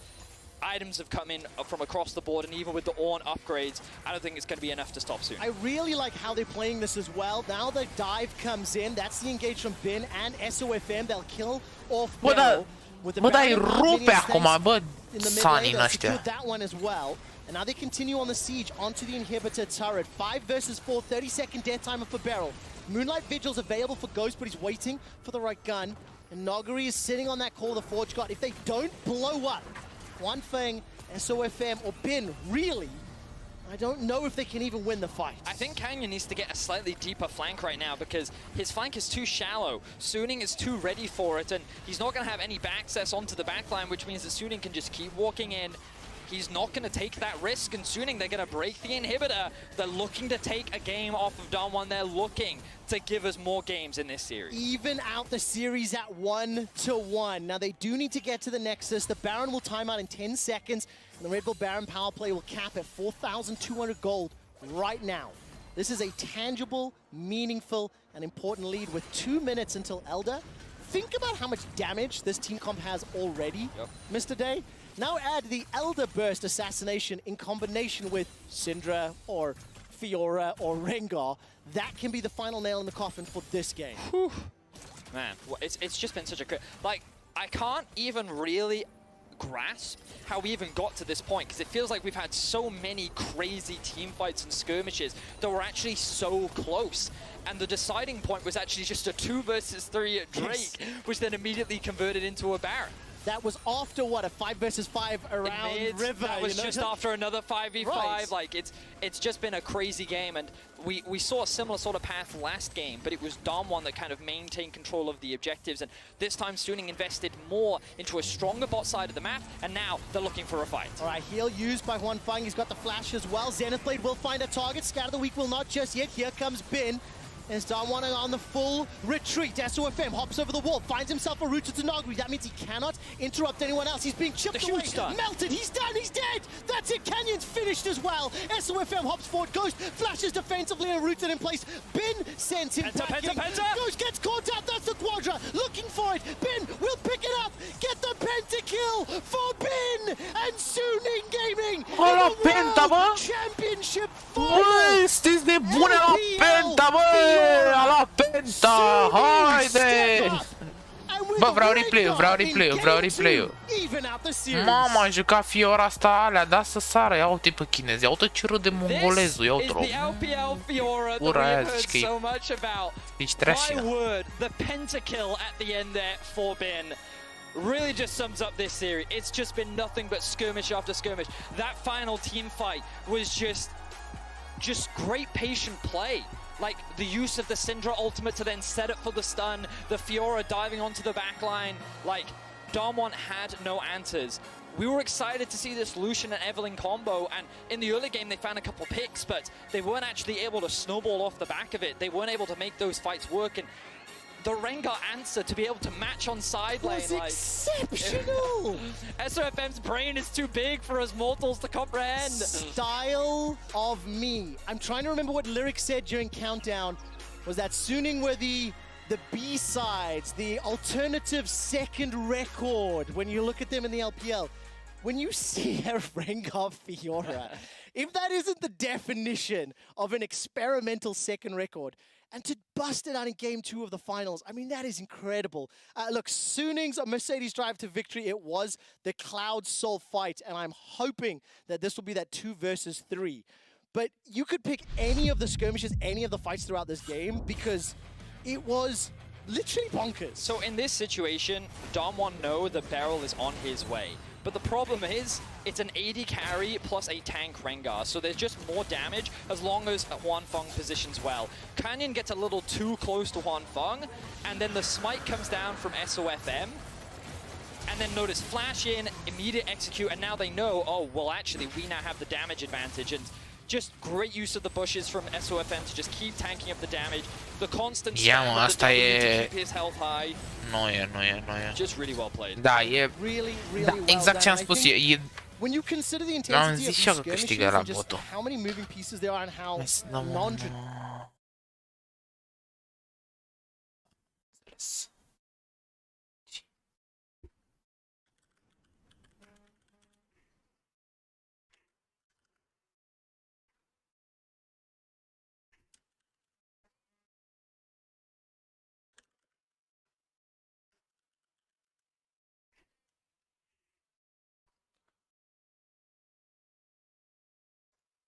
traditional. Yes. It's just like, especially in the legacy of Dandy's fantastic jungle years, so like, it's really cool. It's really, really Absolutely is. This is League of Legends, and as we go to a break, there's something special we'd like to share for those of you who've always wanted to dive into the lore of Runeterra. From Riot Forge and Airship Syndicate, a new cinematic trailer for Ruined King in League of Legends Story, the single-player turn-based RPG coming to PC and consoles in early 2021.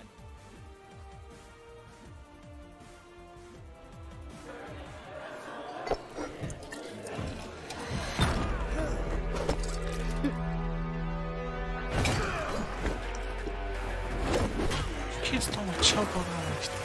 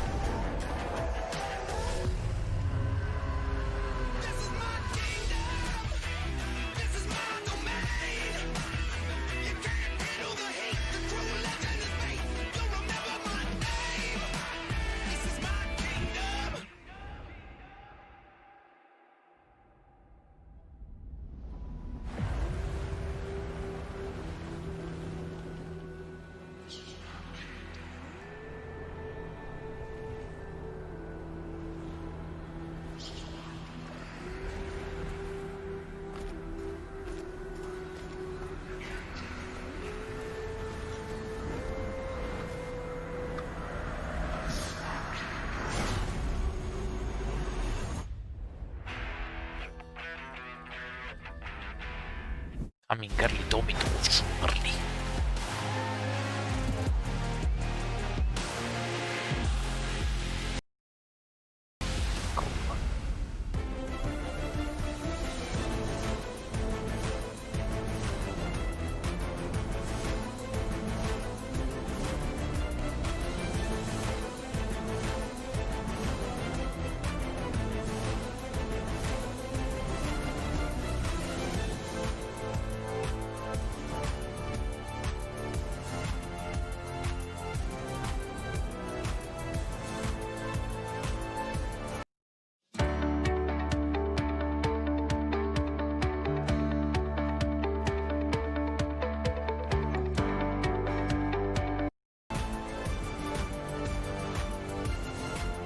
Bă, dar nu, bă, și eu, da, dă-mă pentakilul ăla.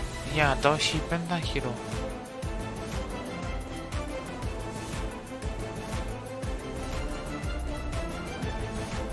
E cam useless, mă. Poate curious. Sau uite-te și tu, de Andrei. Asta e pentakilul? Asta cred că e pentakilul. Asta e pentakilul, că sunt toți acolo. Buchet de floriște, mă. Ia uite cum sunt toți străși. O să mai bagă. Am dat să vedem și noi pentakill, ia. Da, băiatul ăsta penta, îl luăm din vară la steaua. Din vară la steaua cu el. Da, băiatul pentakill, ce mai vreți?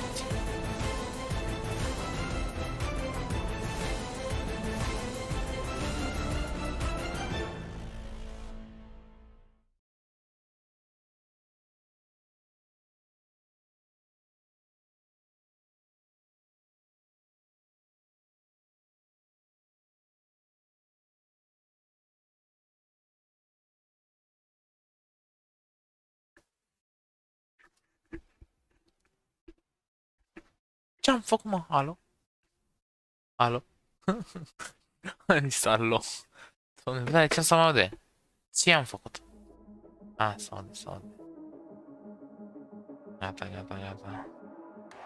Welcome to a world, no heroes and villains. Welcome to a war, we've only begun. So pick up your weapon and face it. There's blood on the ground, go and take it. You get one shot to make it out alive. So higher and higher you chase it. It's deep in your bones, go and take it.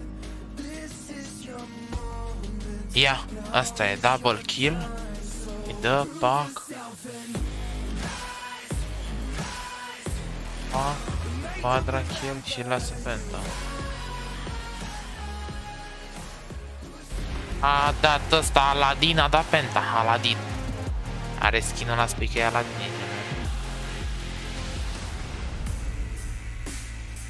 Welcome back to the State Farm Analyst Zone. I'm here with Kobe to break down Suning's win. We just came off of seeing Bin pull off a pentakill on that Chinese Fiora. Kobe, what are your first reactions to that game? Haide cu chinezii. So hyped for that. You know, you don't want to see another 3-0 finals. So already we're looking good. I love it. I love it. Of course, one of the big changes coming in Mamă, to this ce game ore was chiar the asta draft. spui că-i dum, băi, și neamână și-a zborul decolează. We see SOFM pick up this Rengar, but it wasn't the Rengar used to sing in solo. It was the SOFM classic, right, with that tank build, which seems to be just his go-to now on a lot of these, you know, damage games. Ia să vedem, ia, gata, cor 2, dă-i pe normal, stai. Uite, rune, ești prost, ce a avut Rengar ăsta să mă bată tata. Ce rune a avut, bă, copilul Ender ăsta. and I knew exactly what we wanted to talk about for this game as soon as we saw it. Conqueror build here for Rengar is SOFM Classic. He goes tank builds on a lot of champions people don't associate with tank builds, so he can survive in the fights longer, build up his Conqueror stacks, and be a nuisance for that back line. Cooldown reduction is also really good on Rengar because it helps you build up your ferocity for either offensive or defensive use, and you can see him use both statistics there in these different team fights that we have built up. Plus, Rengar overall, if we look at the entire team conks for both of these teams, is very good versus Evelyn pick because your ultimate, you can scatter out and counter her flanks. Plus, they do have split push built into their team comp with the Fiora, so you get to still pick people off, you get to accelerate the Fiora and build up Bin to be able to get a pentakill, obviously. Yeah, I mean, you saw a lot of those great synergies when it comes to like rushing the 40% CDR2. The Empowered W is going to give you even more healing on that Rengar with the Visage 30% healing increase. Spamming out more Empowered E's for the roots in fights can be a really big threat going onto the backline for the enemy team. And like you're saying with Bin, if you put the Knight's Vow on Bin, that man is dealing so much damage on the Fiora 2 that it can make for a very, very tanky Rengar pick. And I think that overall, it ended up working. They were able to use Rengar to find picks as the side laners from Damwon were actually rotating between lanes and able to knock them down. And it ended up making it so that SOFM and the rest of the team were able to get a lot of these early Drakes and fight for the Cloud Soul early. Yeah, especially that Cloud Soul Smite, you know, him surviving with the added defenses of the build and being able to get off another W and land that Smite was critical and almost, you know, picture perfect. Yeah, I wanted to take a look at the fight that led up into this moment where they were able to pick up the Cloud Soul. Now, this is like one of the second times we're seeing this replay here because it was so crazy from Suning, right? The mid lane outer turret is still up. That makes it really hard to actually end up forcing around the dragon. You know, you don't really have pressure coming in through mid as long as that turret does stand. And already right from the start, you're going to see sort of the flank and the important members on the enemy team, right? Bin is over here showing down up against Showmaker, trying to force him out and look for a flank himself, while you also see that Syndra is going to be on the bottom side. So it's a bit of a pincer maneuver to start things off for Suning as they look for this attack. Double roots go down onto Barrel's Thresh. He has to Michaelis himself pretty instantly, but now that stealth or that survivability tool is gone. Sword Art comes in and absolutely destroys the AD carry. So it's a bit of a bait and switch as they went onto the support first, and then once the peel tools are down, of course, it all gets turned around. Now it's a really good hook that lands onto Angel. Bin, though, so insanely tanky on this Fiora with being able to pop the ultimate on that fight as well. You can see, actually, if you check it out, the Knight's Vow is attached to Bin as well. So it helps him out, absorbing a lot of the damage going onto that Fiora. And from this point, Kobe, it seemed like Damwon were able to turn around the fight by shutting down Bin and that it wouldn't really go too far from there. Yeah, and then we get some follow-up as well, where he's able to go over to the Dragon. We'll see the massive sustain here. Onflung starts it out, starts to burn it on down, and you'll see, even with the threat of Evelynn coming up in a lot of these chunks, he's able to stay at the Dragon. You see him saving his full ferocity right now. That full ferocity is saved for the defensive capabilities we were setting up earlier. He waits until the CC lands. He uses it for maximum heal there, survives, gets it as well as killing the Evelynn, and then you get your thumbs up, and we get to see some of the aftermath. We also highlighted how SOFM, this style that he plays with a lot of tanky builds, is often paired with a Conqueror rune. And when you have that extra survivability of a tanky build, you stack it up and you get a lot of healing and a lot of extra damage through the duration without actually having to build those damage items. Yeah, in those long fights, he's obviously going to be doing so much damage. It was cool towards the end, too, trying to see Nagri actually step in front of the Evelynn and make sure the Rengar ultimate didn't spot her out to try and escort her to the pit. But at the end of the day, it wasn't enough. The W healing, like you mentioned, was good enough for Suning to take that dragon, take that fight, and eventually go on to win the game. Thanks, Kobe, for joining me for this analysis. And while we wait for Game 3, listen to Take Over on Spotify League of Legends official playlist during the Spotify song break.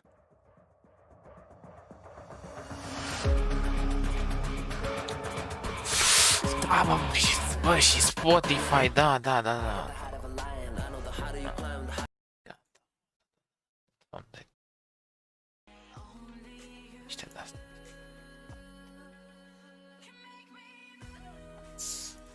Bă, revin imediat.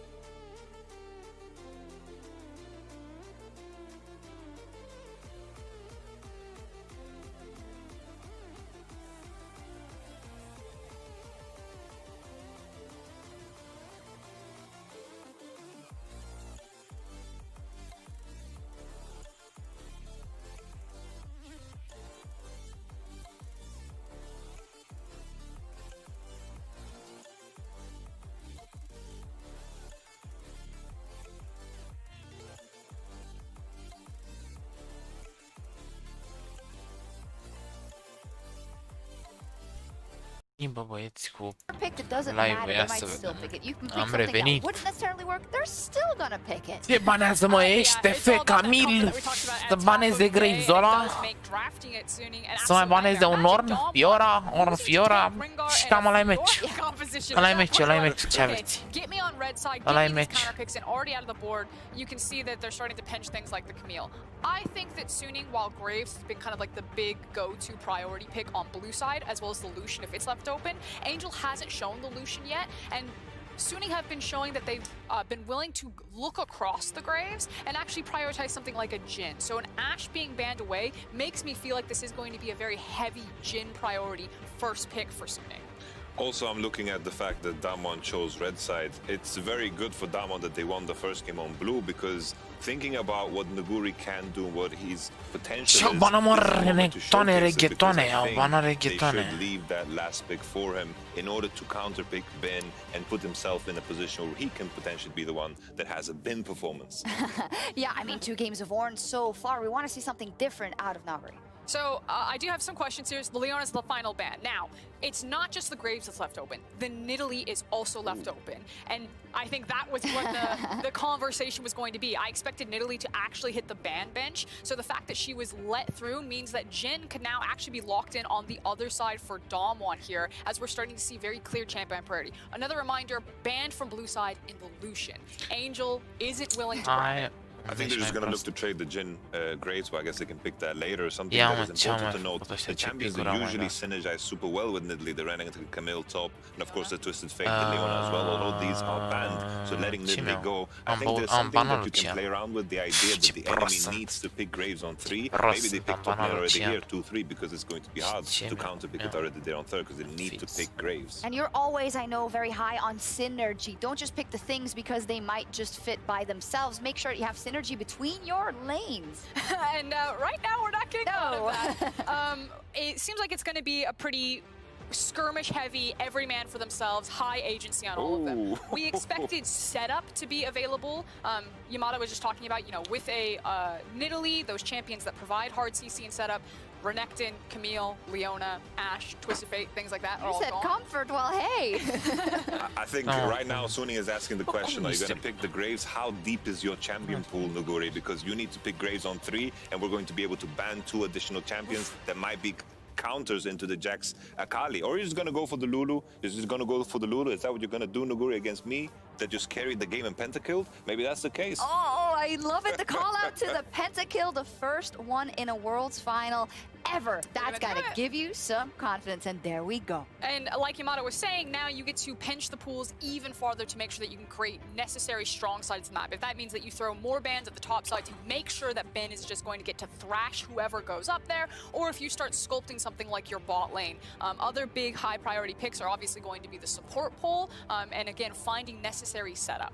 You know, what's sad is from a point of view of if I just remove name tags, Ornn is still pretty good here. Yeah. That's what's so sad. So there is still a chance that Ornn might just get picked, and I know that it's easy to get carried away after a game like that where Ornn got annihilated, and the Jax and the Fioras are all over the place, but looking at the things that usually work, Ornn is still a fine pick here. And that's why I think last game was so important, because it vedem finally ce kind picuri of mai au broke ăștia. the Sindra better de team nou fighting cu... top laner. Ornn versus Fiora. Everyone's going to say that Ornn is the better team fighting Graves, top laner. And a lot of these aceleași team fights are picuri, being bă, decided by the băiatule. top lane champion. But the fact that Suning won the last game with a performance, with a champion like Fiora, I think can flip the entire series on its head. So the idea is just to remove all the supports and just 4th pick Pantheon, but I don't know if it is the right idea here to leave the Ezreal, because Ezreal is going to be that champion that is going to tie this composition together, give you something to always play for with that 2-core power spike. There is a lot of question, though, on kind of what Sword Art will reach for next. If someone is having a weak series on the side of Suning so far in 2 games, it is going to be Sword Art. So if it is the Pantheon, like you're talking about, after banning away the Bard and the Thresh, although leaving it for last pick to make sure that Beryl and Ghost can get the stronger 2v2, like, where does Swordart actually go from here? Uitam. Probably still prioritizing a heavy engaged champion like the Set, but he's been really running out of options, and even on his big pick of Leona, he hasn't looked that strong. And it's not a counter pick for the top lane. It is the Kennen, which we've seen from Nagore before, betting all in on those team fights as well. To be fair, the Kennen matchup should be good into Jax, but Bin's Jax is just something else. He won against Renekton, he won against Ornn, he's doing things that, you know, maybe he's gonna go Halo Blades and win against a Kennen, I don't know. You know, on paper, this should be super winning against Kennen, but I don't know what to trust anymore. Alistar blind pick, I think, is quite dangerous. I'm hoping Beryl is ready to play Gragas. The nice thing about Alistar, especially LPL Alistars, in this case an LMS Alistar, is how it works against Kennen. If Kennen comes in and if Swordart's on point, he just needs to play goalkeeper and just kick that little rat straight out of it. And then also Baron defense. If Suning are ever in a position where from blue side, they get control over the Baron pit, LPL Alistars love to stand on the back of the Baron pit and again, play goalkeeper. It's something that these teams run again and again. So watch Swordart's positioning when it comes to those big Baron fights. Well, we've got a goalkeeper in the Alistar and an Ezreal who has a cool football skin, and as you said, is going to be the Ezreal. So why does Ezreal round out this comp so well? Because Ezreal is never weak. He's always going to be strong. He's always going to give you something to play for. He's going to be able to, you know, cover a lot of distance. He's going to be able to gain a lot of mid control. Braum last pick is surprising, but I guess Braum or Sets, I would love Sets, yeah. I think it also then empowers the fact that they don't have a lot of CC built into their composition, so adding something like a Braum is going to help sprinkle that CC around. So far in Suning's comp, really great breakpoints on 1 and 2 items especially. Then you do have hyperscaling in the form of the Jax playing a 1-4 and being very safe with the Ezreal. On the other side for Damwon, this is a very front-to-back team fight-oriented composition with really strong, high 2v2 jungle mid. Looking at Damwon's composition, I think early game is going to be super, super easy for them. If they manage to snowball, this game is going to be fine, but some of the items that Suning can buy, Mercuries, they have very, very slippery champions in the Kali and Jax. If these champions get ahead, it's over, but Damwon need to snowball from minute 1. It's also so hard just to kill Swordart late game. It is. We do have a little bit more time, even though that was a great final. Yeah, we're still going to wait. But you know what is so cool about this is because of the last game and because of Suning winning with champions that aren't necessarily the ones they're supposed to win with, all of a sudden you have a whole different playing field in these picks and bans. It's just so crazy because SOFM in this particular game is going to have a very, very tough job ahead of him because he has Jackson to Kennen top, doesn't have Prio. Akali against Syndra, doesn't have Prio on mid. Bottom is Alistar support, no Prio at all. If Canyon finds opportunities to invade and snowball early, then super cool. But if SOFM finds a way to solve this puzzle, then it's going to be a crazy game. Ascultă campionul ăsta, mamă, ce cu campionul ăsta, sunteți de buni? Syndroke Nidley, yes. Yes, that's what he does. So let's see what happens. Fantastic drafts on both sides. We're going into game 3. So Trevor and ce cu campionul ăsta, ce cu campionul ăsta, sunteți de buni la cap, ce cu campionul ăsta? Thank you so much. We're jumping into game 3. Suning bounced back after a loss in the very first game of the World Championship final. The winner here will be on match point. 2 Nexuses is all it takes to be crowned the 2020 World Champion. So far from Suning, we have seen LPL Fiora. Bă, nu pot să cred, bă, că ăsta încă era aici. And now we get to see the Angel of Death on his special Akali champion. We'll talk about that in a second. Vin. Stai că vin. So I first wanted to talk about how Angel is often not put in a position to carry, but when he does, he has a phenomenal performance. His Akali is really terrifying. Kobe has already called him the Angel of Death once, and I'm hoping we get to see it once again cât today. damage mi-au dat, aoleu. But let's now talk about this combo stuff. Which one? How about both? Hai că trebuie să-mi fac ultimata, că altfel fără ultimata n-am ce să facem. Yes, he does. He's not making this easy for you, Mr. Day. So I will say the Omnistone Jax is a little bit more understandable, a little bit more. Yeah, so I think that I think that first thing I'm going to do is you should always default to trust, especially with teams in the World Final, and I think that one of the main reasons as to why you run things like Omnistone into range matchups. We saw it from Wonder when he played Sion into the Lulu. I think that many top lane champions can actually take advantage of a wide array of the runes that you are given, and it seems to me that he feels that there's no real value of taking something like a Conqueror because he won't be able to fully stack it up, perhaps against a Cannon, or perhaps he doesn't feel that the Hail of Blaze doesn't offer that value, so he's like, why not just take a little bit of everything into a matchup where it feels like that there is no solid, strong answer to it. So I think I understand it in the top lane. In the jungle, I'm a little bit more confused. Typically, you expect something like a Dark Harvest when running in Italy. That's usually the most common. To be fair, we haven't even seen that many Nidalees so far this tournament because of how often they're banned. I mean, like, look, he's just able to proc the execute off of his Q plus E combo. He's now going to grab himself the phase rush. Like, yeah, I don't know what dark technology SOFM has concocted, but you know, we'll have to wait and see. It's another learning opportunity for us. Look at this. Bin, level 2, jumps in again. And just a quick reminder, in case you missed the previous matchup, that Bin was able to pick up the very first pentakill in World Finals history. Game 1 was incredibly close between these two teams. Game 2 with the Rengar, the Radar Rengar into Evelyn. And now we get ourselves double Omnistone. And what I love about the draft as well, literally first pick into then Jax and Akali. And Canyon will be jumping in, double buff. We'll get down the smoke screen, below 100 HP, sidestep from into the line, underneath the tower, one shot and two! Canyon on the board with first blood. Big mistake there from Bin and good pathing from Canyon. The risk of SOFM starting on top side and pathing towards bot is that he's not there to cover what is a very volatile matchup, and Bin just held his flash a little bit too long, so Damwon already off to a very strong start as Canyon will draw. Very, very nicely done. 600 gold the lead already. Canyon will be sticking around in the top half, pick up that scuttle as we got a glimpse there as SOFM picking up on the bottom. And the headbutt, I think, actually pushed Ghost a little bit out of the range of that Mystic shot. Good damage onto Beryl. The reply though on the exhaust flash traded. Ghost will need to reload and ends up being a flash for an exhaust. So the problem here for Hwanfeng and Sword Art is that Ghost is a huge sustain advantage. Remember we talked about this earlier on in the series where when you're running boots plus health pots, the large reason as to why you do it is because you want to trade. So when Hwanfeng commits to a trade like this, he's now the one at a disadvantage because he's only got the BF sword left versus the 4 health pots that are still available on Ghost's side. Good damage from Angel onto Showmaker, playing very aggro as you saw Showmaker low on mana. So the possibility of reply plus SOFM had just happened to shadow that lane. Bin has already lost his flash from the previous gank. There's no support from anyone on the side of Damwon Gaming, and SOFM's making his way up. Wait for the minion line to move its way through and look for a long-range javelin. That's one of the options.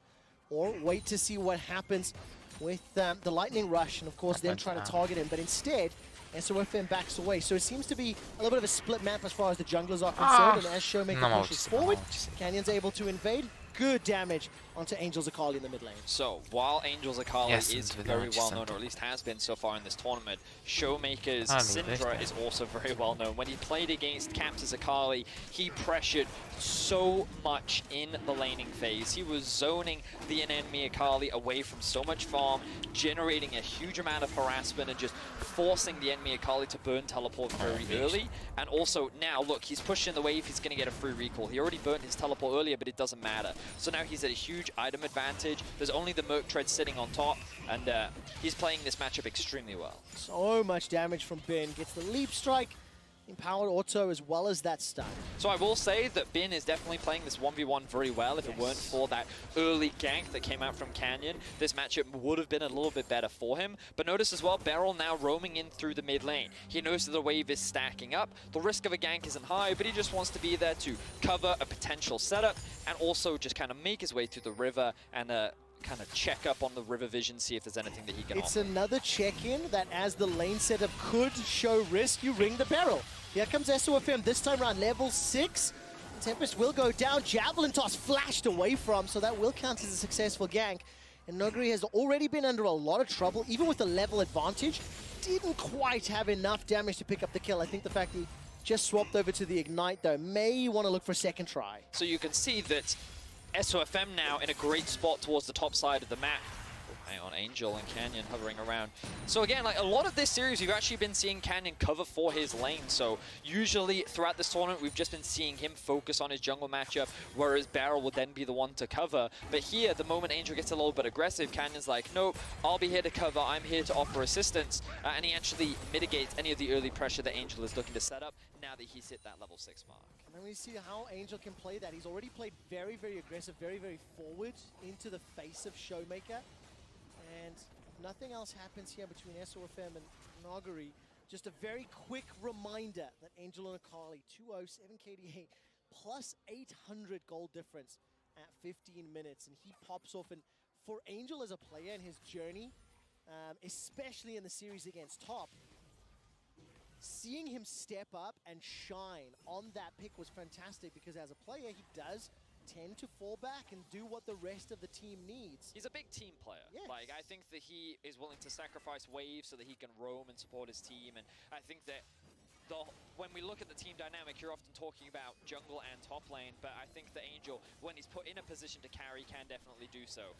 But now we see both carry junglers contesting over this blue buff. The Syndra does get to move, and a just quick smite still coming out from Canyon will allow him to secure that one. So kind of early jungle advantages going in the favor of Canyon so far. Of course, did find that kill up top, has a slight CS advantage, and now the bot lane looking to get aggressive once more. Sword Art gets the pulverize down. That's so any further follow-up.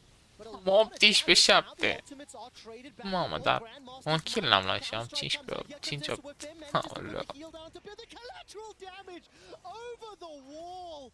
Canyon sends Bin back to the fountain. And in this situation, Bin thought that he was strong enough to go for an all-in trade, but the spell book comes through, the ignite as well, and now SOFM taking a lot of damage, and Damwon is very quickly taking control over this early game. Repeated ganks up towards the top side, shutting Bin down in the early game is exactly what Damwon needed to try and get a foothold in this game. Imagine that, in game 2 of the world final, you get the first ever Tabanla și un kill. The reply from Damwon is, you now get dunked. We now camp your lane. Yep. Good freaking luck, bro.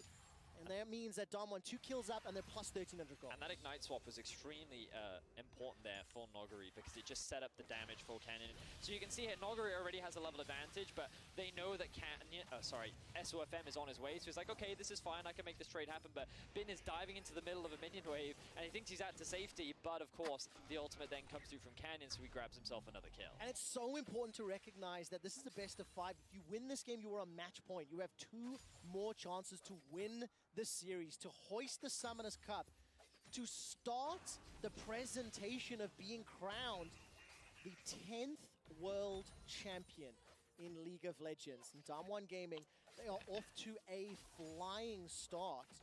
SOFM is, Sword Art, sorry, is now up in the top lane. Doesn't have access to his ultimate, but if he does manage to get a good, pulverized combo, that plus Counter-Strike, it may just be enough damage from Bin to take down Nogari. I do like this roam from Sword Art. The stun will come through after a flash. Commitment, headbutt, pulverized, knocked up into the air. Nogari will go down as the trample. N-am damage, bă, dar deloc n-am damage, bă. So this is the first big roam we've seen from Sword Art this series, and it pays off massively. The wave was in a bit of an awkward spot for Bin. He needed that cover, and SOFM was on the bot side of the map. Now, the good news for Hwan Feng is he does have this jungle assistance, so the risk of a dive is very low. But it also means that Suning will be able to get a kill on the board. It doesn't go into the hands of Bin, but getting that kill onto Nogari, I'm sure that Bin is not going to complain.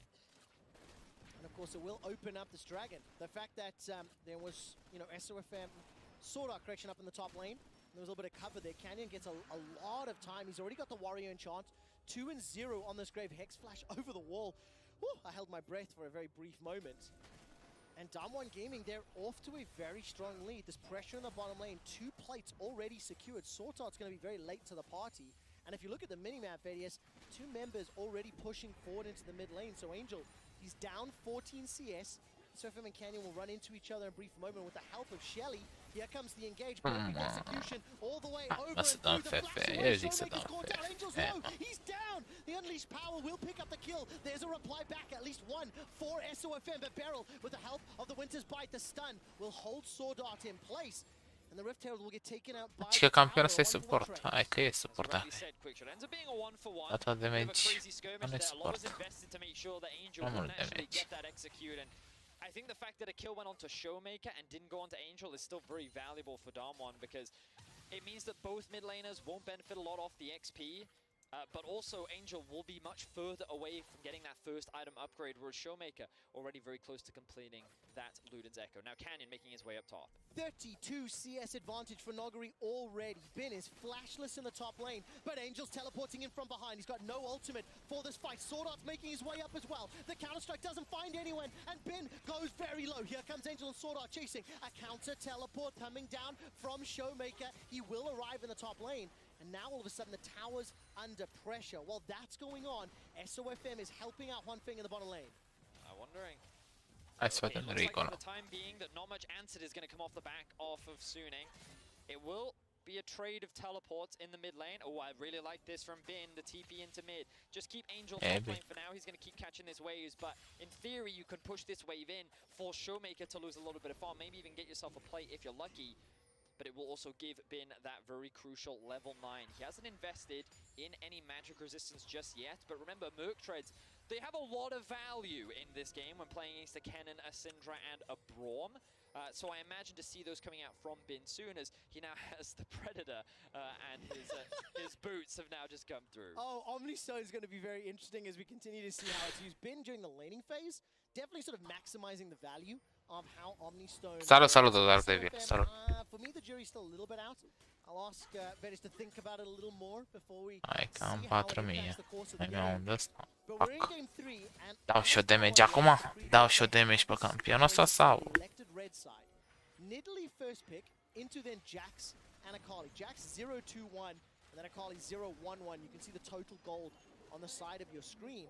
We know the scaling options and the power that can come from the side lane play of this composition on Suning later in the game, but when you're down 2.5k gold and 2 dragons already, it is starting to look very, very scary for the LPL representative. Definitely is. Quick shot. You're kind of looking at these two solo laners to...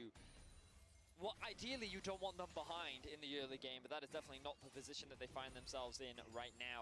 SOFM and Sword Art once again covering for Bin, and that's been a lot of this game. You can see Hwanfeng completely zoned away from his tower this time round, not going to have any kind of support, and good awareness from Cannon as he's looking to steal away these camps down the dive. Alright, there goes the dive. Headbutt pulverize doesn't work. The slicing Maelstrom manages to hold Bin in place for now. The Glacial Fissure comes out from Beryl, and it's going to be a kill into Bin already. Being in the right place at the right time, you ring that barrel, and he saves Noguri's life. Mă, să revenim la... Ca am zis eu că dăm un meci cât e pauză, dar la mai mult meciul. Hai să revenim la ăștia, la Finala. Ce fac băieții ăștia aici? Hai să vedem. Cu Graves, cu ăla, ia să vedem. Se dă ăștia la niște 28, mă, Damon Gaming ăștia e experiență mare de... Bă, dar de nou, nu știu ce ți-e la Braum. Ți-e la Braum cu Jhin, care are 4 hituri, Jhin. Jhin are 4 hituri, nu știu ce ți-e la așa ceva. Ah, mă rog.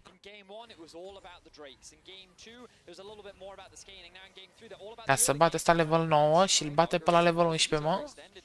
E răuț. E răuț. Mamă, l-a bătut, ești nebun, l-a bătut. L-a bătut, bă, ești nebun. And I think the fact that he died while level 11 is actually going to give Bin a lot of experience. So Mamă, dar Jax la Worlds, n-am mai văzut Jax de mult timp, ești nebun. Dar țin mai pe support Serafin, hai că e support dacă e campionul ăla. E mid laner direct, ăla nu e support. Now they just need to keep this pressure up, because if the game slows down, Suning will be able to ramp up and get their solo laners on. Just look at the itemization differences here. Ghost Blade completed for Canyon. Oh, that's so much damage onto Angel. Winter's Bite won't find its target. Shuriken Flip comes out as well. Wait, he can kill Barrel. Steps inside the shot, waits for the shield to go down. Forced to dash away. Canyon's got the collateral available to him, and he holds the trigger. There's no support from the rest of Suning, because they need to take the tower. And what I was trying to point out was the Void Staff in the Proto Belt already picked up for Noguri. He's got himself the Ghost and the Teleports. If Beryl picks the wrong route, he's still in trouble. Luden's Echo Sork Shoes for Showmaker. Showmaker? as well as Infinity Edge and the Zeal for Ghost, that is a very, very significant gold lead. And we're on track again for like a 20 to 22 minute Soul. Yep. Every game this series has been early Drakes. And Angel will at least sidestep that Dock Sphere. Ooh, I like this from Angel. He has the damage, but he doesn't have ult. No ultimate available. Oh, he missed a Q. Throwing out That's the 5-point strikes. Doesn't have a damage yet. Unleashed Power comes out. SOFM will be able to chuck out the heal. Collateral damage is popped, and Sword Art's waiting in the wings. One small thing to call out, the fact that Showmaker's using the SKT skin is beautiful. As Damwon, the first LCK representative in finals in 3 years. They are looking to regain control for South Korea, for the LCK. There is just a beautiful callback in that little skin shot. So Damwon have basically split the map at this point. They're heavily playing through Showmaker as he hard pushed in the bot side, and Canyon and Beryl are just hard covering for him. Meanwhile, Noguri is playing on the weak side of the map. But the most important thing here is that Ghost is keeping pressure up in mid lane. So while he is effectively playing alone, he's also playing towards the bot side river, making sure that this wave is always pushed in. This means that SOFM hasn't actually been able to drop the Rift Herald and actually use it to secure that mid tier 1. So I wonder whether we're even going to be able to get value out of it, because right now there aren't many places for him to. He might just have to throw it down to just try and generate some pressure, because he can't even use it for the Drake because that's still 3 minutes away. So yeah, I think that Damwon right now just have such firm control over the map, and so much of it has stemmed from just a great understanding of how to punish these weak lane choices that Suning have in the early game. And I think it's very important to call out that 3,000 or 4,000 gold lead has shrunk a tiny bit.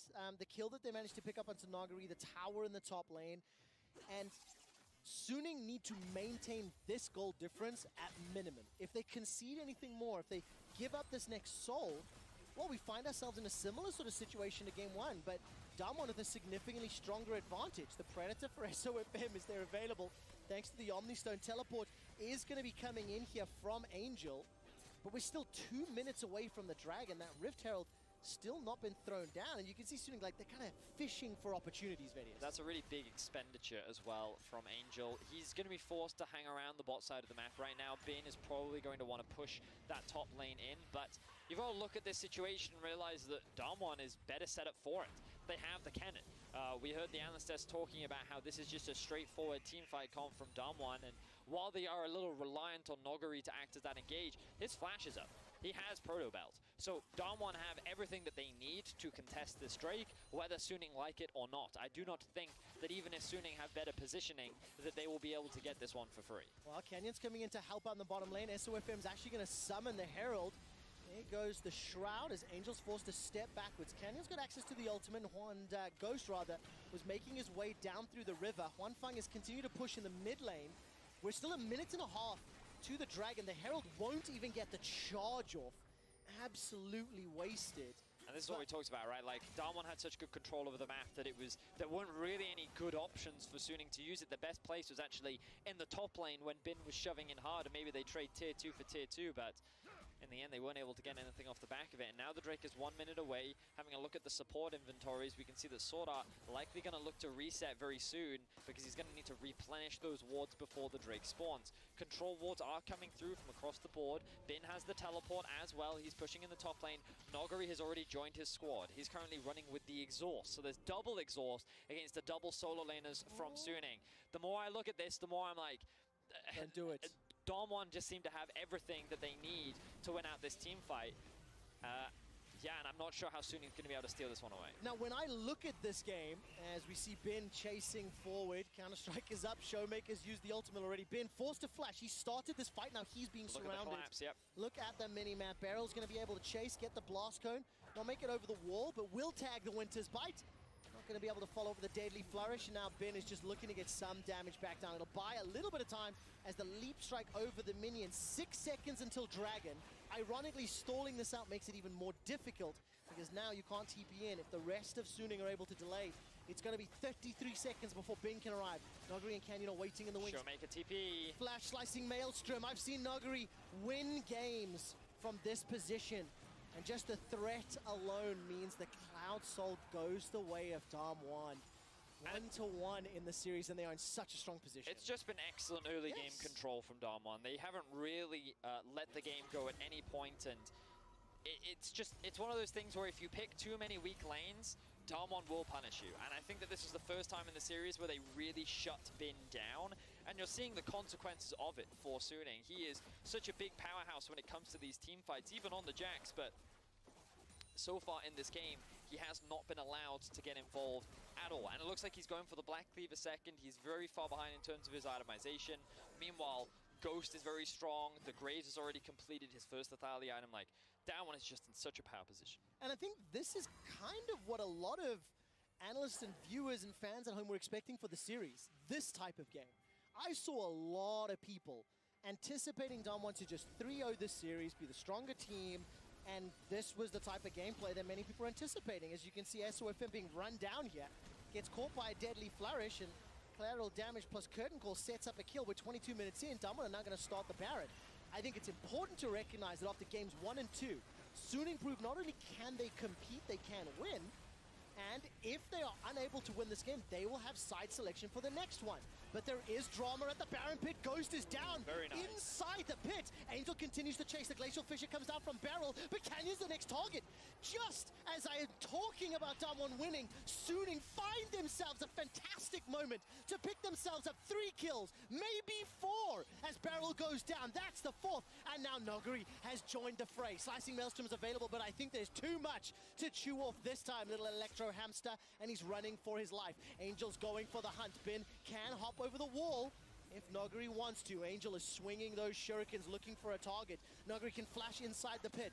There is SOFM coming from the wings. The gunplay goes down. There goes the hop over from Bin. Perfectly executed, and just at the last moment, Angel takes down Noguri, and this will open up the Baron. Suning are right back in it. There is a reason why we dub him the Angel of Death when he gets his hands on Akali. When the replay comes up, just watch Angel. His positioning in the fight and the way he executed was flawless. Everything was going against Suning, everything here, but just keep your eyes on the Akali. So first he dives onto the backline, uses his ultimate and E. He's drawing pressure towards him, dives over the wall, executes Ghost. Then he flashes back in, and the consistent damage that he's able to throw down onto Canyon as the rest of his team comes to assist. They then split up, and then he's able to get that kill later on onto Cannon. Not sure if we'll even get that play, but I think that he was so instrumental in the way that he just kind of lured Damwon around the Dragon Pit that they were able to come out on top. And now they get themselves the Baron.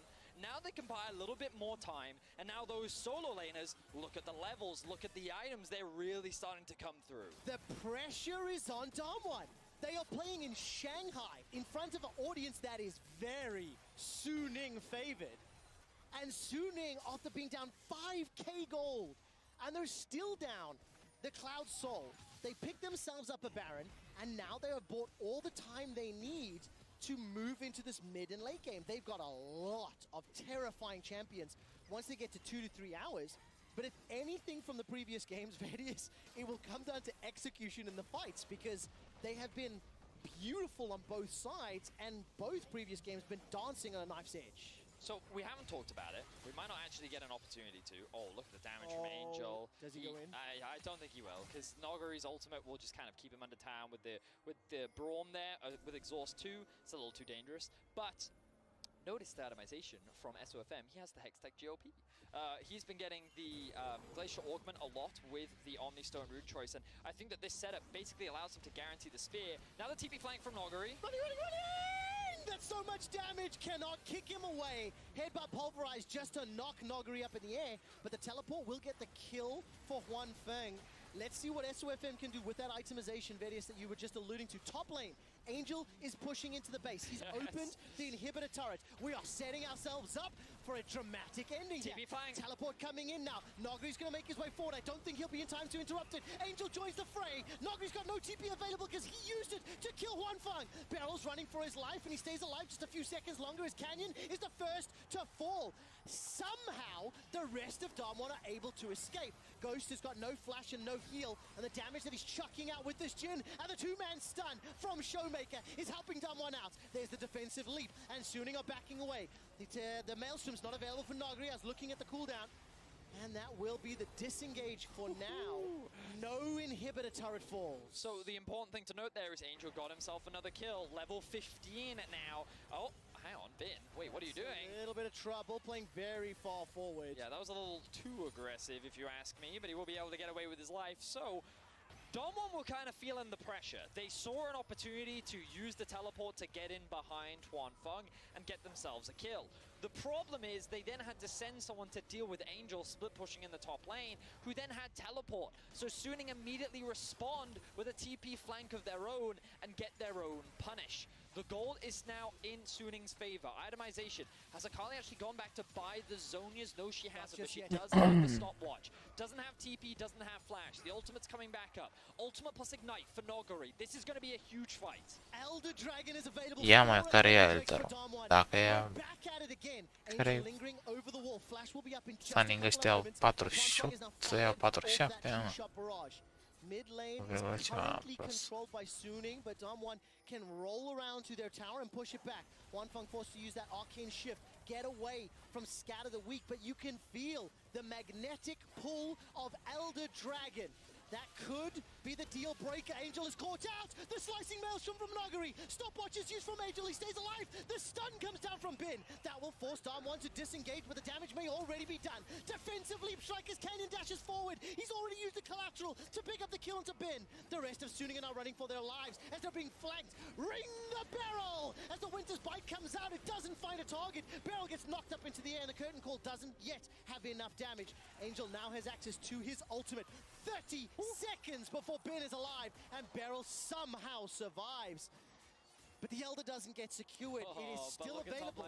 Look at top lane as well. I think Damwon's really afraid of the Huanfeng potential TP flank, which is why they don't want to commit to it. They'll say, you know what, we'll take the pick, but a lot of summoners were used. Noguri actually invested his flash, and Angel bought a lot of time. He's now upgraded that stopwatch into a Zonya, so he's going to get a huge amount of value out of that. While Bin died, the objective doesn't drop. Now, the good news for Damwon is that they've already reset. They're back on the map. Bin will come back to life, but he's also got the teleport available to him. The Dragon Dance will start once more. Let's see who comes out on top. Winning this fight puts you potentially one Nexus away from winning the series. The amount of damage that can come in. Teleport and flash is available for Huanfeng. TP's coming in, 2 of them from Suning. SOFM's inside the pit. The True Shot Barrage flies across and Damwon starts to peel backwards. Noguri does have the slicing maelstrom, but look at Sword Art. He's trying to flank. Elder's the focus. Will Damwon re-engage? No flash for Noguri. I don't think they want to give it up. That's a very big stun from Scatter the Weak. Huanfeng's locked inside the pit. Noguri's going to get slowed down. That super soaker. Ah, ma ci darò blu, blu stunning. Ma gata. Dar nu pot să cred. Mamă, nu pot să cred că i-au bătut pe aici. Vreau să mă dar cum a scăpat Kenan ăla. Ghost going to cancel his ultimate there to immediately get out of the situation, but while the team fight win does go to Damwon, the Elder Drake goes to Suning. Cannon is a little bit low, he's got to be careful, but Suning have been able to flip this game on its head. Second game in a row where Elder Drake just seems to mean nothing to them. Good damage onto Bin. But he's going to get the heal and he's going to disengage. Sword Art waiting just in range of the leap. How on earth do you analyze who this benefits? Because yes, the Elder lands at the side of Suning. Yeah, it's the fact that they got the Dacă iau și baronul, să terminăm aici. It denies it away from Damwon, but it also buys you time because you know what you can do now? Wait for the respawns. Baron, baby. You know that if they come to fight you, you have the advantage. The Elder Drake is yours, and you don't have to commit to the objective. Don't go for the 50-50 instead. Just try to force the fight. I really like the way in which Suning keep Damwon trapped in this choke point with Angel and Sword Art. Really good ultimate from Noguri to actually just shut down Huanfeng and Angel, but the fight is already over at this point because the longer Damwon stay in the fight, the greater the risk is of them getting executed by this Elder. So getting at least 2 Elders off the board is a good news for Damwon, but now I just want to see Suning go to the Baron, start the Baron, force Damwon into the fight, and they're going to start this objective right now. Every single game this finals has popped off, and Suning are looking at the Baron. If they are Yeah. able to pick this up, they may continue. Mamma, It is the infatti best stiamo World dalla Sony, Championship run ever, but Damwon are not conceding it. They are Da taşkı on challenging drop, taşkı on inside drop. the pit. Nuguri Nie also wyrwać. has the ultimate available. Remember what we said, they don't have to finish the Baron, they just need a fight. Angel is hovering on the flank, but Damwon is aware of it. That ward will not spot them out as being countered by the control ward, and all Damwon need to do now is buy time. 30 seconds until the Elder Drake is gone. As long as they can get a fight after Cât mă, that cât point, mai au? then they are happy. 2 de A lot of secunde farmers being până le lost in the expiră. bot lane. Angel needs to go to it. Sunt și proști ăștia de la... Will avoid catastrophe. And Vedius, for the first time in like 15 minutes, we get a brief moment of respite. Suning still maintain a gold lead. That Elder Dragon has worn off. It's been a long time since I've checked in on any of the items, but Black Cleaver, Blade of the Rune King for Bin. We see the Oblivion Orb, as well as makings of a Death Cap for Nagari. Bin is going to look for a fight, but Showmaker and Beryl are here to help out. Death's Dance, Iceborne Gauntlet, Muramana for Huan Fang. Ghost, by the way, has quietly amassed a ridiculous amount of damage in 4 completed items, still sitting on that single control ward, but we've seen him dancing around fights and having a gigantic impact. Bin will get some support from SOFM if you keep your eyes on the mini-map, but Damwon are waiting, and Angel has teleported in just a moment. Level 17, dude. Like, Angel is so strong. He's likely working towards the Banshee's Veil to mitigate some of that. Well, number one, he really needs magic resistance, but number two, it also is a great item against both Kennen and Syndra, and Braum too, so I think the itemization is great, and the sooner he gets it, the harder it's going to be for Damwon to play, because, like, initially, when you look at how these comps work, typically, Damwon's comp is easier, right? The reason why it gets hard is because their engage is not reliable. They're very reliant on Noguri actually starting the fight off. And even then, their follow-up is not that great. Canyon is quite short range. Showmaker has to kind of rely on a stun landing to be able to actually get within range to deal the damage, which means these Suning solo carries have a lot of freedom as long as they avoid the cannon, which basically means that cannon is everything in the team fight, so both teams. Noguri can win or lose the game. The thing is, there's a thing about LCK and cannons, and they're just very good at the jab. Exceptional. We've seen it this tournament already. Sword Art's going to get rooted in place, forced to throw down that unbreakable will. He's still holding on to the flash, still holding on to the exhaust. That's the headbutt, the pulverize, the defensive chase away, and he just gets blown up. The moment that ulti times out. What the fuck, what the fuck, stop aștepta, băi, ne mâncă, aștepta ca să... 35-second death timer, and the perfect execution he used defensively there, trying to escape. That's about like an 80-second cooldown now at this point in the game. That's not going to be available for a while. And with Sword Art dead, Damwon have the best setup here for the Baron. There's still Flash Ultimate available on Noguri. One Fang, no true shot barrage. Bin is making his way forward. Baron solo. Canyon is dropped low by Angel. He's dashed inside the pit. Knock up from Baron. Angel's trying Au luat Baron. Slicing Maelstrom is slowing down the Suning engage. Bin forced to retreat. Cât de mișto copilul ăla. The curtain call tags Angel. Cât dă, wow. Wow, cât poate să dea genul ăla aici de mult. Quick kills as well as the Baron buff, and SOFM misses the javelin toss. Chunked down. Ghost is chasing and will most likely not get the kill. Unable to chase the very fast Nidalee through the jungle with Baron and Part minions. 30-40-second death timers. They may be pushing all the way. Mamă, și ăla, Damonul. Câștigat, Damon. Ce vorbești? Stai endă, dacă nu dau endă sunt proști, dacă nu dau. SOFM jumping, pouncing forward, will force Beryl backwards, goes golden to buy the time, but the Baron Powered minions are still hammering away on the Nexus start. The exhaust will slow down the inevitable deaths, but not the ace, will not stop and save the base. Damwon are one win away from being crowned world champions. Ce vorbești? Au câștigat. What was that game? It was a stressful one for Damwon, that's for sure. They had Dragon Soul, they were looking clean, but then one big team fight where Angel was able to just ce beau ăștia, cred că beau shake de orez ăștia, mă. Să mai facă, trebuie să le revină cheful. Getting themselves the Elder, and then the game was decided off of a single pick onto Sword Art. Without him, without their engage, Suning just couldn't contest that Baron. They couldn't buy more time, and Damwon immediately pounced. The execution in these team fights has been just sublime to watch. And I think you have to give so much credit to Suning here because they bounced back. Rămâneți pe live că revenim în 2 minute. The underdogs coming into the series, right? Damwon have got early leads multiple times. The lead they got in this game was exquisite. And at one play around Baron, Suning fought their way back in. Let's not even forget that, like, in the early game, Suning were put so far behind because of how Damwon attacked Bin. Yeah. And I do think that Bin seems to be the crux of this team. So if Damwon can shut down Bin, then Damwon can look to secure themselves a world set us championship. Up for the next one? Nope, you can. All right, let's take a look at Damwon's Mercedes drive to victory in the final fight. Because I'm now going to do a lot more talking, Quick Shot. So let's have a look at that final team fight. I like what Angel did, diving into the backline, trying to kill Canyon, but then Canyon put himself in the middle of 4 other people, meaning that he was still able to smite, and look at how much value he gets off the back of this locket as well.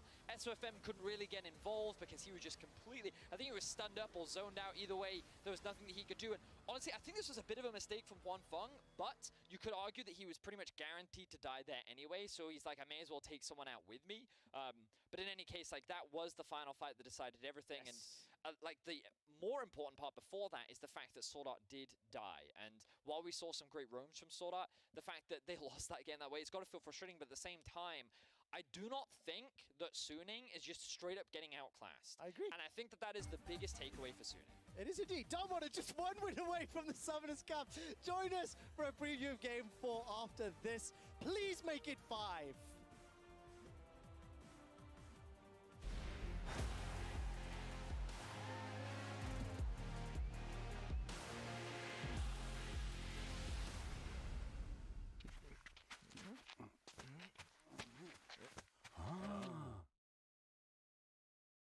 Hey Mercedes, legends run wild, each one unique, with astonishing power, unstoppable, master warriors, ready to compete.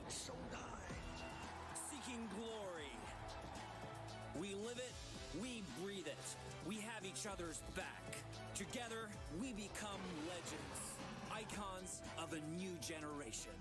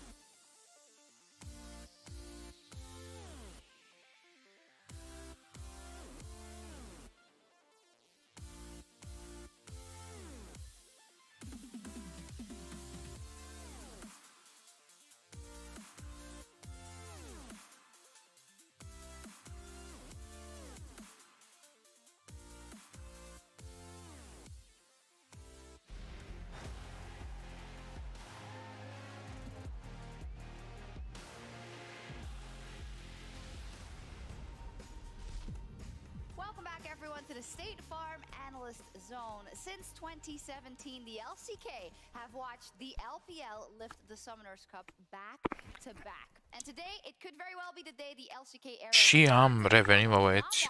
because they are on match. Am revenit. What I'm going to discuss here with my analyst is if that is going to be the case, or if there is Mi-am luat și o prăjiturică din asta, prăjitura asta. Parcă prea mult m-am uitat la orezari ăștia și n-am avut și eu niște alune, niște pău, parcă la film, să mă uit cu... This would be the beginning and not the end. For sure, I think LCK fans are, accustomed to a quality of, LCK dominance. So we've had their T1s and the Samsungs, and I think fulfilling the standards of the average LCK fan is something so difficult because it begins with one championship and then the expectation for the next one is that it just continues to happen. And I think you're starting to see, like, there's different areas of the game that it feels like Damwon just have head and shoulders a better read on than Suning do. And in this game, or in this series, Draft is really speaking out to me just because they forced SOFM onto the Nidalee pick. SOFM isn't comfortable on that pick. He said that he doesn't really like playing it, and I think it had a very different look for him.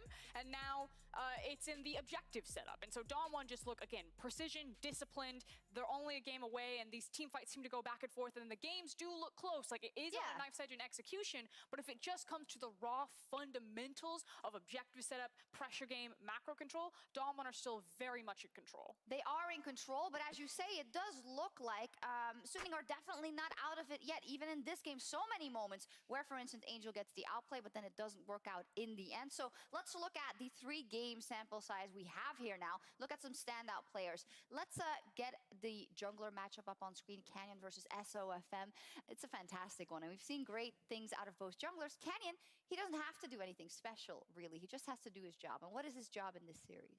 I think so far, we've seen a series that is so revolving around the dragons, and I feel like Canyon recognizes very early on. He's not necessarily using his lane prior to invade an SOFM that can be so slippery. He's not taking any risks there that you could potentially push, because in the last game he had prio everywhere, didn't find any CS advantages, instead played around those dragons. Now we've seen 3 games that have gone to Soul Point. Soul Point has been the biggest deciding factor when it comes to those mid to late game team fights that we see time and time again. So I think that is the trend both of these junglers, have been noticing, and I expect a higher prio on it coming into the next games. Yeah, and on the other side, SOFM has kind of been up to his old tricks, getting very creative with some of these champion picks as well as some of these builds and keystones. I do agree with you. I think that Suning learned a really hard lesson this time around, that they just can't give away lane priority like that. Every single lane didn't have push priority. Everyone got kicked in. And Canyon, immediately at the start of the game, as Yamato was talking about, is like, early game's ours, lads. Like, I'll see you at early elder. And that worked out that way. So let's take a look at Suning. Ce ziceam asta e? Ia uite-i pe ăștia pe orezari, ia uite ce stau și să gândesc aici cu carte și cu caietul și... Să ne jucăm noi maimuța, că a mers în primul meci, sau să ne jucăm noi Bazil, să ne jucăm noi, bă... Yeah, for sure. And I think what you mentioned there with the red side is going to be so important, because in the previous game he blind picked a Jax. And in most cases I would say that's crazy, but not for Ben. He had a fantastic pentakill on the Fiora that we see on our screen, and all in all he is he's just differently built in comparison to all the other top laners. Yeah, for sure. And I think if he continues in this line, having counter pick is going to mean such a great deal, because if the blind pick keeps coming, that is Ben's comfort zone. And in tandem with him, his partner in crime, Angel, the Angel of Death, showcasing the Akali. It looked like at this series of plays that Angel had actually just won the game for Suning, and that they were going to be set up for match point. But then obviously great team play from Damwon, especially Nagari on his that one away. But for Ben and Angel, it's so wild the fact that, Ben, especially rookie, first year on international stage. Angel's played a couple of years in the LPL, but his first look on the international stage. And for them to play up to this performance, Ben popping off with the gangplank play, now has a Fiora pentakill underneath his name on the resume, and his very first appearance at Worlds. It's wild. Yeah, it is super wild that they're able to pull that off, as you say, at their first World Championship, no less. But they are up against match point for Damwon, who is looking poised. So Frost, give me the win conditions for Suning. How do they bring this back? I think that they need to stick to what's tried and true. We talked about at top of day that Dom1 feels like they have more tools in their arsenal that they can pick from, whereas Suning really have one thing, and they're specialists at it. It's getting that counter pick for Ben, and then disrupting Dom1 and setup. I think if this becomes about the objectives, about setting up on Dragons, setting up on Barons, yes, there is a chance that Suning can outplay in team fights, but really you need to hit Dom1 before they get to the point. Lyric talked about it earlier on, skirmish them, fight them, break the game. Do not make it a formula. Do not let the LCK teams get to set up and just suffocate you out. So Ben power pick and just sprint it at them, lads. Go down fighting. You're very passionate about it. I love it. Yamato. Dom1 or Suning? Yeah, Dom1. Sorry, I thought Dom1. you knew that because we talked about this before. Production magic and all. All right, production magic. Now it's going to show up on the screen. Down win condition, I think just following the trend of making sure that they have bottom prio. I think the biggest strength for Dom1, the most consistent thing about them has been that bottom side. When you have that bottom lane prio, it seems that you get to pick up the Dragons, been in isolation in some matches when the ganks landed early. I think that was beautiful too, to shut down any early game pressure of the Jacks. I think all in all, just make sure that you have a stronger bottom side because Sword Art has been underperforming, Barrel has been stepping up. Make sure you get those Drakes because Soul Point is going to win you those games.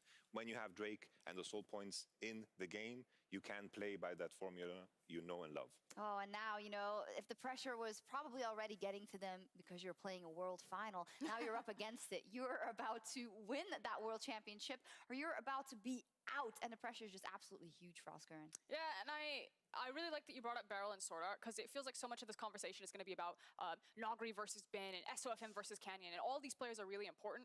But the biggest difference, and it might even slip underneath the radar, is the support matchup. Back-to-back Leona games didn't look good for Sword Art. He looked much better on the Alistar, but that crucial mistake and immediately punish, and it's just the end for his team. And Sword Art is the shot caller of this team. You take him down, you slow everything down for Suning. So Barrel might quietly be the MVP for this series, even if he doesn't lift that award. All right, let's see. Dom1 are looking to reclaim the throne for the LCK. So let's see if they can close things out in Game 4.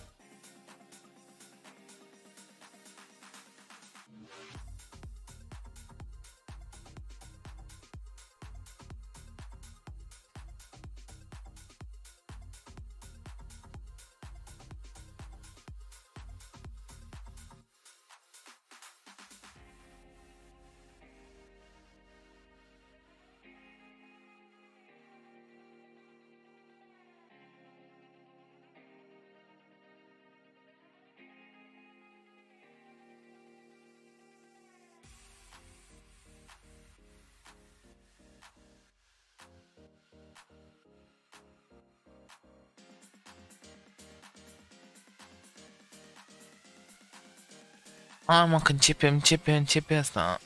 Nu s-a terminat încă. Începe în 30 de secunde al patrulea meci. Hai mă să vedem și noi al patrulea meci. Că... Ba, cred că câștigă Damon ăștia. Cred că n-au ăștia nicio șansă.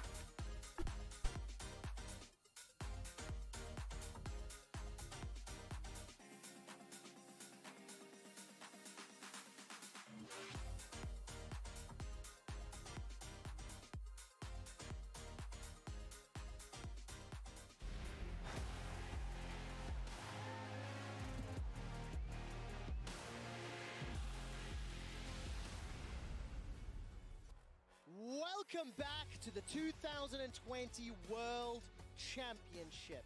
A decade of League of Legends and our 10th championship is potentially about to end. Damwon Gaming are 2-1 up over Suning, and a win here crowns them as the 2010-20 World Champion for the first time in 3 years for the LCK. We're dropping into picks and bans quick. Straight out the gate, Camille, Jin, Akali, Nidalee, TF, Ash, and currently a consideration for Syndra first. Pretty crazy. Păi, dacă pierd pe ăsta, încă unul. Deci două meciuri, cam așa. So they're saying, you know what, you want us to pick the Lucian, you then want to answer with the Syndra, and we know that Angel's good into our Lucian, so no, we're not doing it. Instead, we're just going to first pick the Syndra, we're going to give away the Graves, and Suning are happy to take that trade. The question is, what will they then look to follow it up with?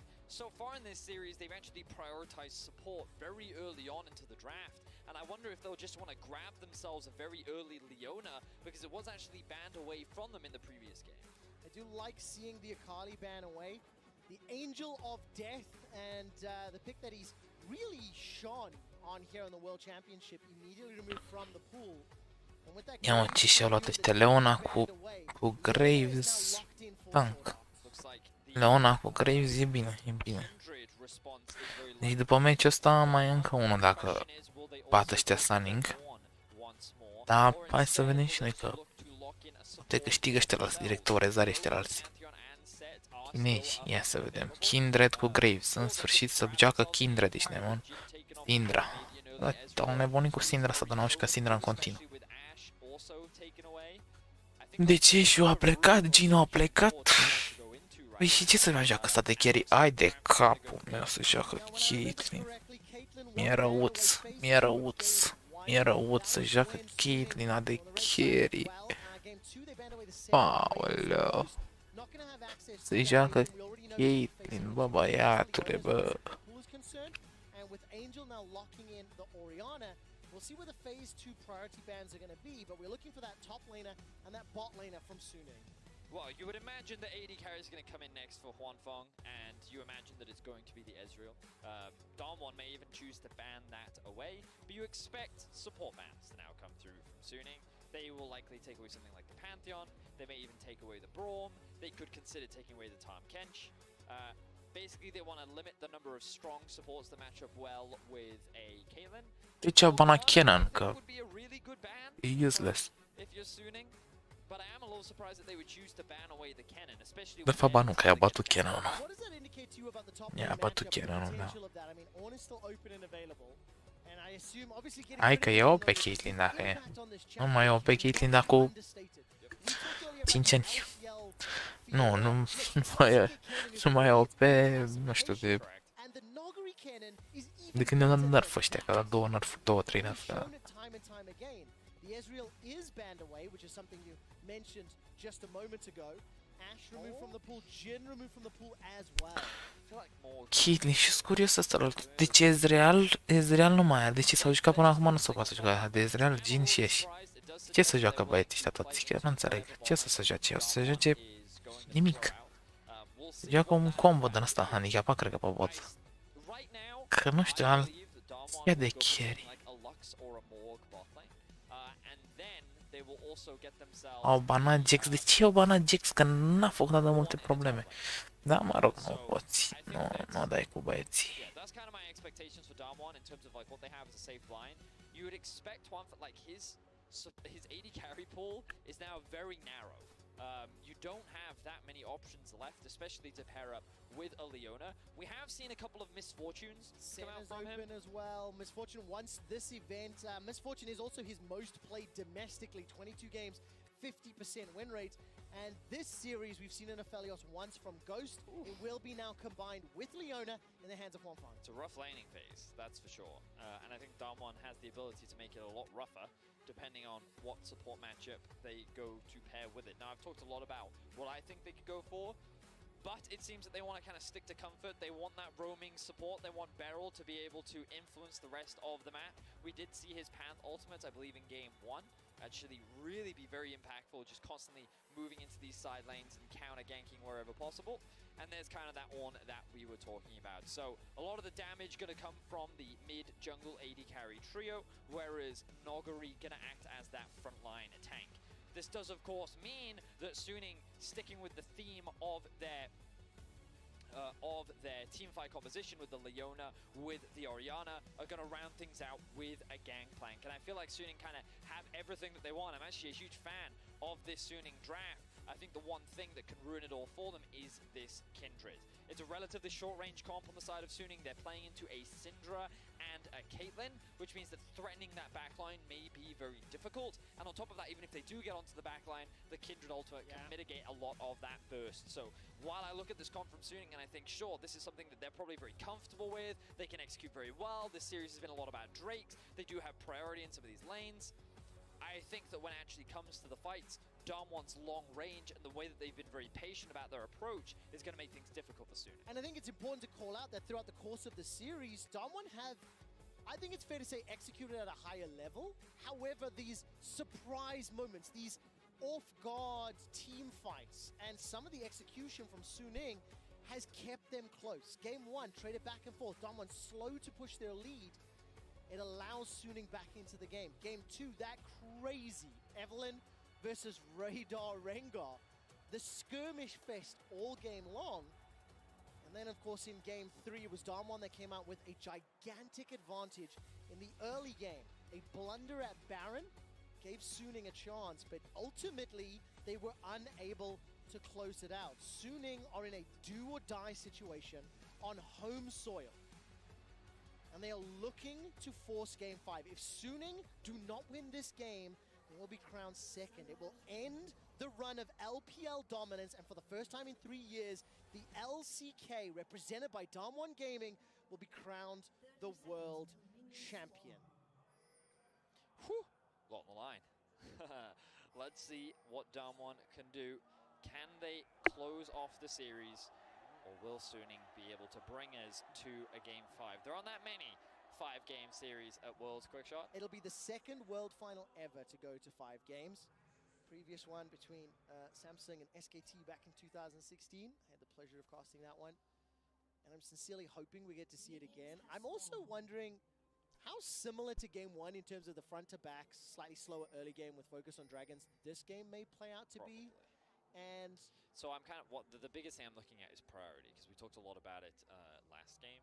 I think that Damwon should be expected to get priority in the bot side of the map. They should also have priority in the mid lane, which is why I'm a little surprised that Graves is actually starting in the top lane, but he is starting leashless. So Damwon don't know where SOFM is kicking off this game, whereas SOFM will know what Cannon is up to. He'll see that Noguri is assisting with that early push, and that means that he can gauge, okay, well, I know that this Kindred is going to be starting on blue. That means he's going to be pathing towards the bot side of the map. It looks like, notice this little ward that was going to the river. That was the potential trade into Iar blue. se joacă, mă, cine se joacă, mă, Sunny se joacă cu But that's also Aphelios not ăla. going to be a problem. Era So it seems era that ok, both băi. junglers are heading in the same direction. N-ai The cum, mă, băi, problem for SOFM is e going to be that he won't e have off priority. meta, adică nu se mai joacă Caitlyn, dar So it's going to be a e lot încă harder o chiuță, adică Scuttle Crab, and mai ales la nivelul ăsta la care ăștia farmează până nebunesc.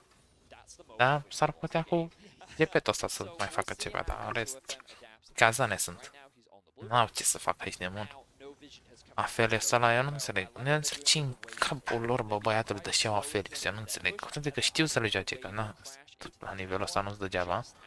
Dar pare useless Aphelios în teamfight-uri. Și aici contează teamfight-urile. Adică nu are niciun fel, în afară că dă cu arma aia de root, în rest nu face nimic.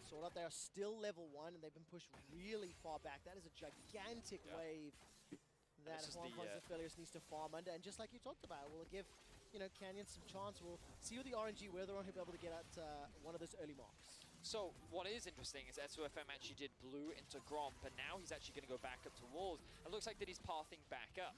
So his intent was clearly not to actually head in that direction. I think his main game plan was to just make sure that his bot side of the jungle was cleared out. And this still doesn't actually give a huge amount of information, but now it will. Because he's been spotted in the mid lane. He's offering a little bit of assistance to Angel, helping him get that push in the mid lane.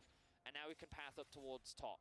Now, Canyon's obviously a little bit unlucky here, as he won't be able to get that early mark. But...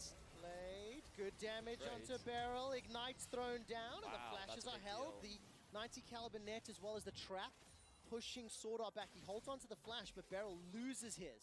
So it was initially a very good trade, but then Sword Art took just as much damage back from Ghost. So while Beryl does get punished, Ghost definitely does not. And this is very important for the 2 versus 2 matchup, because what you want on Caitlyn is to have as safe as possible laning phase so that you can base on BF Sword, then you can come back into lane and you can just be as obnoxious as possible, hitting all those plates, trying to funnel as much early gold into Acum e pe farm, n-ai ce să zici, n-ai nici ce să comentezi, de muncă e pe farm, toată lumea stă pe farm, dar și totuși cu farmul ăsta eu nu înțeleg cum mai au făcut mă vreun kill. N-am fost atât, n-am făcut mă niciun kill. Eu nu înțeleg cum tot iau 6-4, iau 6-8, diferența de asta de gold imensă. E o diferență de gold ok, da.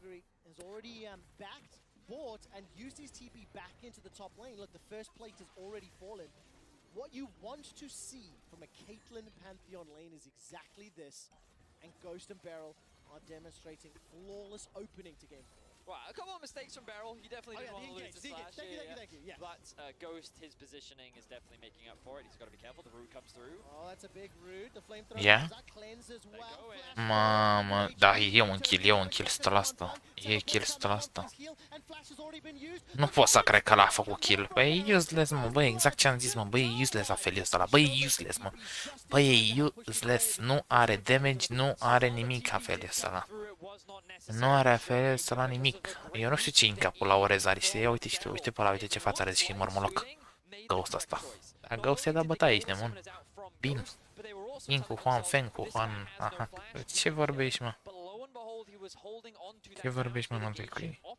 Which meant that the moment Huanfeng and Sword Art turned to try and kill him, he was there able to soak up the damage and turn around in his favor. And again, we'll see. Ghost gets a little bit too close.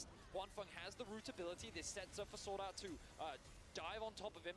The flash is then forced out. And it's at this point that you think, well, okay, Huanfeng can win this. But then the E comes through. Huanfeng has no damage left. No kill will be available. And then Sword Art's forced to flash because of the TP in from Showmate.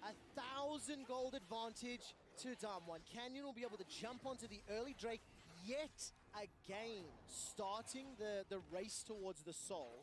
And I think all series long, it has felt a little bit like Damwon is sort of one step ahead. They get a few more advantages, or maybe land the first few punches coming into the finals. Something that we were talking about pretty extensively, Vedius, was that Damwon had set sort of the gold standard for what good League of Legends looked like. And they were the favorites. And, you know, it's been a competitive or a close series. Damwon have been pushed to the brink. Now Showmaker's under some trouble, but nobody's going to come down with Call the Forge God. Unleash power. Yeah, și... Mamă, kill pe aia, kill și pe ălalt. Bine, mă, double pentru Kindred ăsta. Băi, e bun double ăsta pe Kindred. Damon... Stau bine, Damon, stau bine, băieții. Stau bine, băieții. Ultimately, it does not matter, and you can start to see the thread starting to peel apart of Suning, because this early game is very reminiscent of what we saw when Damwon played against G2. It is this small window, that one moment that Damwon need to be able to capitalize, and I'm glad that you set up that story about this gold standard for League, because I feel like that's what Damwon have been for the vast majority of this tournament. Precise, clean, well executed, and there have been fights where Suning have been able to outperform them. Like we're seeing right now, Suning has the ability to go toe-to-toe with Damwon, and I think that this is the first team that has really been able to properly push them. They are willing to find good fights. They are not afraid to continuously fight you, and honestly, they punish a very big mistake here from Beryl, and now they're finally back in the 2 versus 2. I'm looking forward to thinking back on this, once we get some more time to digest it, because game 1, we could have been a little maybe more critical on someone playing it slowly, allowing time for Suning to build it up. There's that Hex Flash forward. Oh, instantly really nice punished. Baited. Yeah, really well done there. the Hex Flash to max the Hex Flash, and just a really good, smart punish. Obviously, still behind in the bot lane. A plate will also be secured in top, and notice, Beryl is here once again to cover. We've seen this multiple times throughout this series, but this is to allow Canyon to keep on farming. He's still in his jungle, and now, with the support up top side, Damwon can, of course, start off the Rift Herald.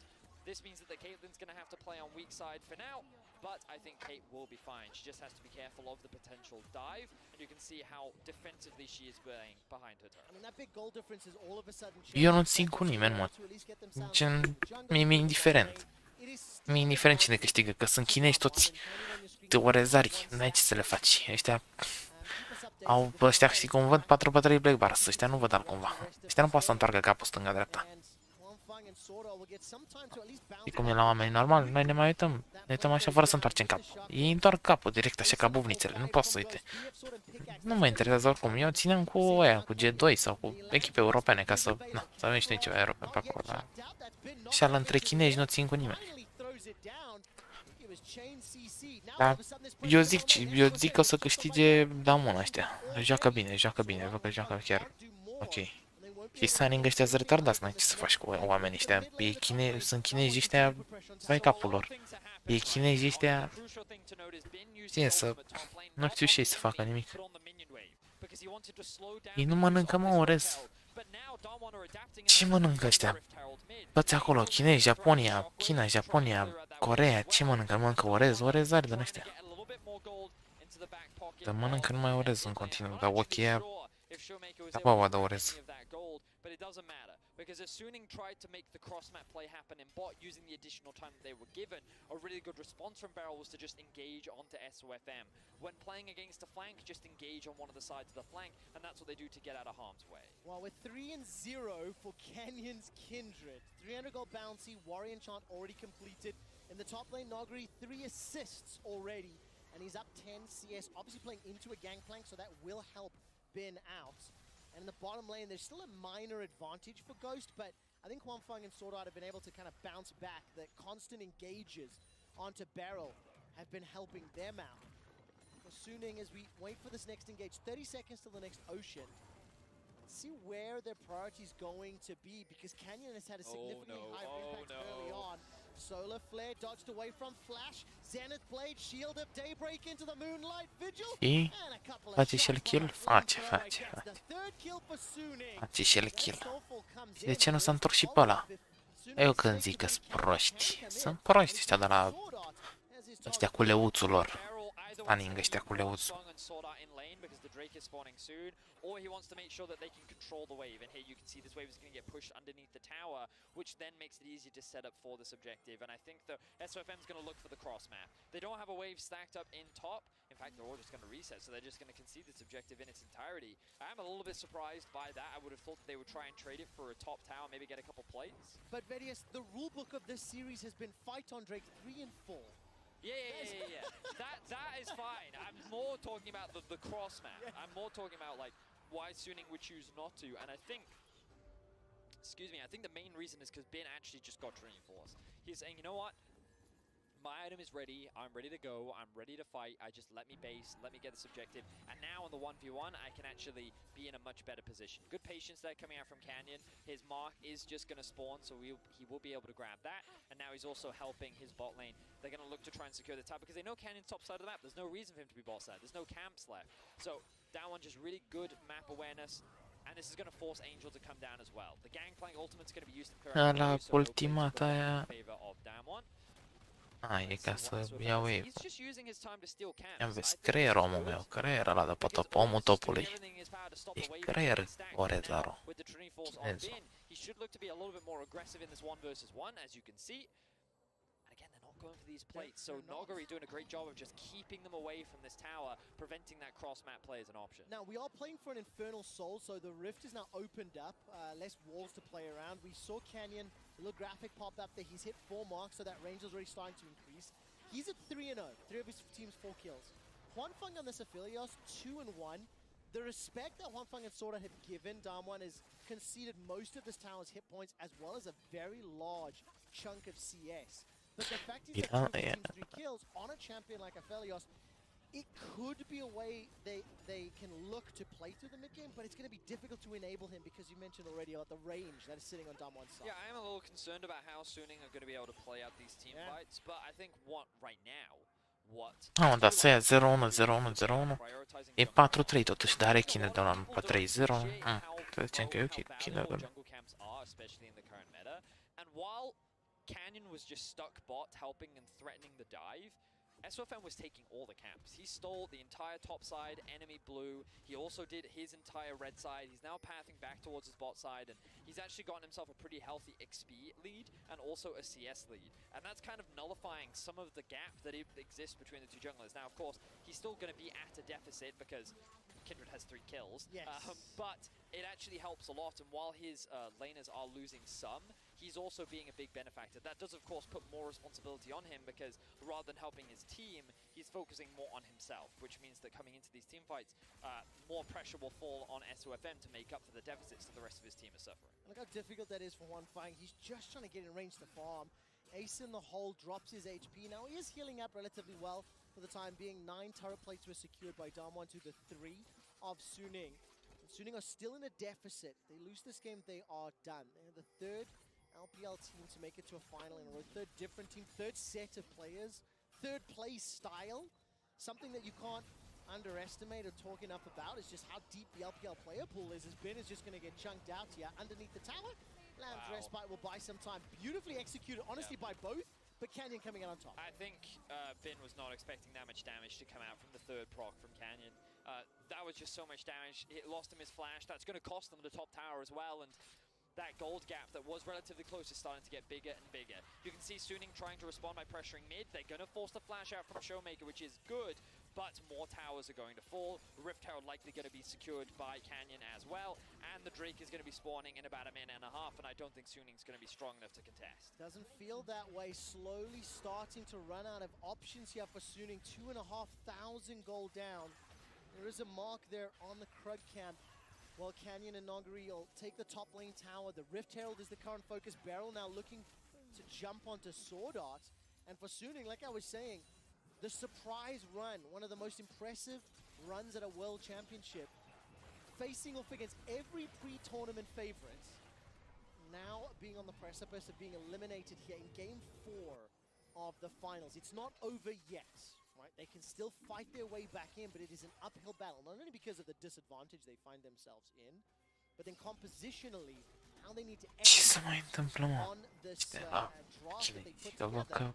Nu, mai făcut top of farm. Uite, asta tot ratează, Leona aia să dă în back. Ne vezi că nu știe pe Leona aia, nu știe aici. What's also very impressive is how Nogari has really been handling this matchup. Admittedly, like, oh no, he tried to back on a ward and he gets into. Oh, this is so painful. Because now the mid tower is gonna fall. Oh, să pice mid-ul. The bot tower is gonna also die. This is gonna cleanly set up for the Drake. Like, Damwon's just playing like the whole map extremely well right now. This is the Damwon that everyone expected to see. I said it in the previous game, and then one Baron team fight goes the way of Da, câștigă ăștia 100% câștigă Damwon ăștia, uite și tu, eu și al 3-lea. Dar o să fie fight, da.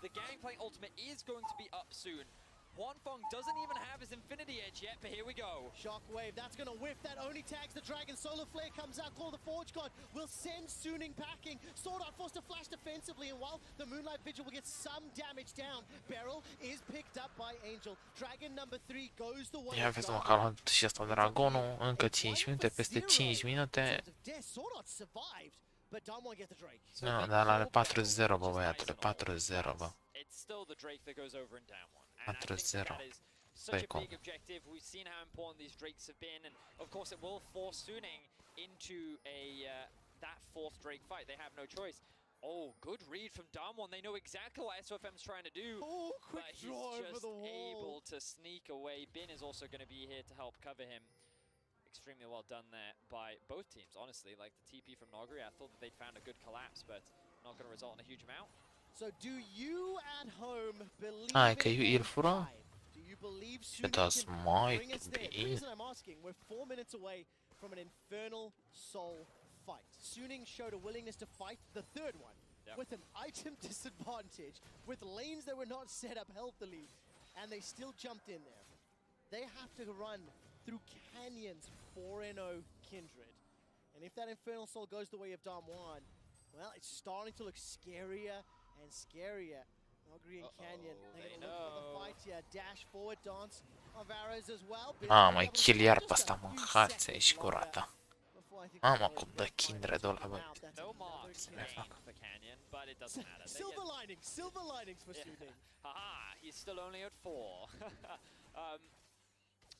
Yeah, so that's going to be pretty frustrating for Bin. He didn't really have a flash, but the good news is they're not going to get much off the back of it from the perspective of Damwon. They will be able to get a little bit more gold in their back pockets. Maybe the Yorn can use that money to get himself another item, another upgrades, but yeah, you feel like the game is just so handily in control of Damwon.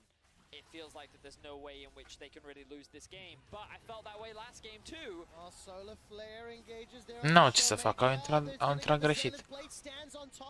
Bă, câtă, bă, sunt proști, mă, sunt proști, mă, nu, la gen asta e de Silver aici, mă. N-ai, că a fost de Silver, bă, greșeala asta, bă, că de Silver, bă, a intrat aiurea. SOFM manages to pick up 1 kill onto Showmaker while Angel takes out Beryl. Here comes Nogari and he takes down the Angel with the help of Ghost. SOFM running through the enemy jungle, the last man standing. Suning down 4,000 gold, and Canyon will hop himself forward, goes godlike, 11 kills to 6. Vedius, it is looking very scary for Suning. It is looking dire. Damwon have looked dominant throughout this game, and it all started here. They had multiple members on the bot side of the map, but they didn't appreciate the positioning of Canyon. And I think you can see SOFM and Angel, they realize that they've overcommitted at this point and they need to disengage, but Sword Art doesn't really have a choice. And now they go for the re-engage, which is just not what you want to do. You're getting collapsed on from all sides. The positioning of Ghost is great as he's able to execute Huanfeng. Angel, while he's able to get the kill onto Beryl, he's still being kept out of the fight. SOFM takes down Showmaker, but you can see that there's 3 different skirmishes going on, and it's Damwon that come out as the heavy favorites off the back of it. I want to take just a brief moment to talk about Ghost, as when you look at Nogari, when you look at Canyon, Showmaker, as Nogari's almost going to solo kill. The ace in the hole comes down here from Ghost. Every single member of Damwon gets so much airtime. But one of the things I fell in love with when I was looking at this series was that Ghost struggled in the LCK for so long, and he did not find success. Da, și ăsta e meciul. Da, mă, ăștia o să ia și solo, și cam asta a fost jocul. Olivers, the best of the best quality. Ghost played on those teams and frankly struggled.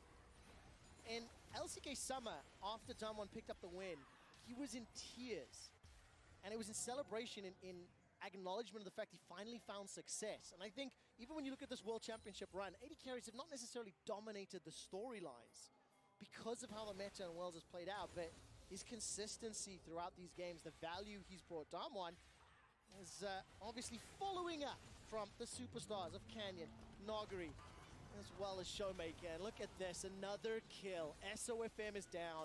My boy Ghost is on a killing spree. It's a 5k Goldie, 20 seconds to Infernal Soul, And it Venius. feels like that will be the final nail in the coffin. Of course, Suning, they've showcased multiple times that they will fight you to the death, but Bin just gonna face check. That's dead. He is just dead. Asta e meciul, gata, au terminat. 7-0, 4-1, 1-0, da, Ornul nu mai pică, gata, asta e solo. Aia a fost, GG. Asta e meciul, gata, s-a terminat. Hai mă, n-ai dai cu oamenii. Luat Infernalul. Ce secure, mă, că e secure deja, ești nebun, e secure. Nu că e așa, e oricum. E secure oricum. N-ai ce să le mai... N-au ce să le mai facă. În primul rând că n-au echipă care să le dea contest, adică... Cine dau ei contest? Cu Ophelios și cu... Cine? Sunt de acord cu Gangplank, sunt de acord cu Graves, sunt de acord cu Oriana și cu Leona. Dar cu Ophelios mi se pare că e de carry diferența aici. Și, na. E diferența prea mare dintre Caitlyn și ăsta. Ăsta nu dă... Nu știu, ăsta tot schimbă armele alea. Are utilitatea doar aia. Nici Caitlyn are multe utilități, dar măcar dă DPS constant de Caitlyn. Și ăsta dă, dar... De fapt, ăsta trebuie să schimbe armele. Dacă nu are arma bună, nu dă damage. Nu-mi place, nu-mi place Felix. Nu e bun, nu e bun. Nu e bun. Gata. Da, capac. E săracul ăsta de la Angel, ești nebun, eu te mai rompi și plânge. E supărat rău de tot. Rău de tot e Angel ăla, e supărat. Nu mai poate. Le dă cap în gură, Warren. Așa. Și vine înapoi și pac. Ia vezi, au murit toți. Au murit toți.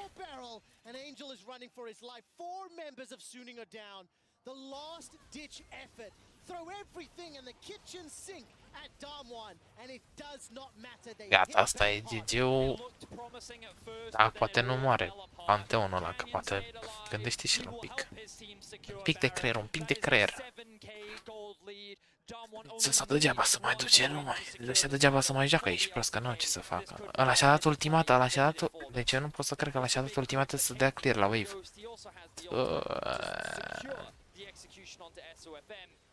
And then we can see here, Bin uses the barrels, gonna catch Showmaker over the wall to get that very quick execute.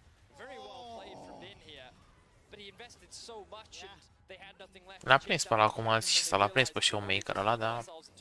Degeaba că i-a prins Warren, le-a dat cap în gură. Le-a dat ăsta, uite, le-a dat cap în gură direct. Și cât damage poate să aibă Warren ăla și nu înțeleg de ce atât de mult damage. Are ceva de pe? Ei, nu știu. Cred că chestia aia... Scoica aia sau ce, cred că dă și aia pe cred, nu știu. Vai cât i-a dat! O, băiatule, cât i-a dat, ești prost. Caitlyn, aici nu e OP, nici aici. Da. Să știi că aici nu e mă. 7-0, 7-1, 3-3, 2-0, 0-3. Sindra aia un pic cam ghenă. Dar până rest merge. Sindra aia cam ghenă, dar... Hai că... Zicem că e carată și ea un pic așa. Dar nu e... Băi, nu știu ce e în creierul lor. Adică, bă, eu mă joc de acasă, adică, na, mai fac un live, uite, mai stau așa pe live, mai comentez un match, mai joc un match după. Dar, bă, ăștia să joacă pe bani. Când e pe bani, nu e bine. Te joci la mișto pe bani, e iurea. Cum să faci pic, să dai pic pe Aphelios? Gata, și-au câștigat ăștia. Asta e end-ul. E end, 100%. E final. L-au doborât eu, da. Ia, dar vor să-l bată și pe ăla aici, de mult. Bat în bază, măi, ești prost, uite că nu-i dă damage de Warren ăla. Da, mă, gaming. câștigat, mă, ce vorbești? Ce vorbești, mă, că au câștigat, mă,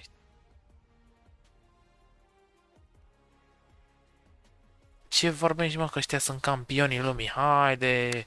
Ura! Chinezii, au câștigat chinezii. Orezarii, hai să vedem. E, ce mai e acum? Aia festival de premiere sau?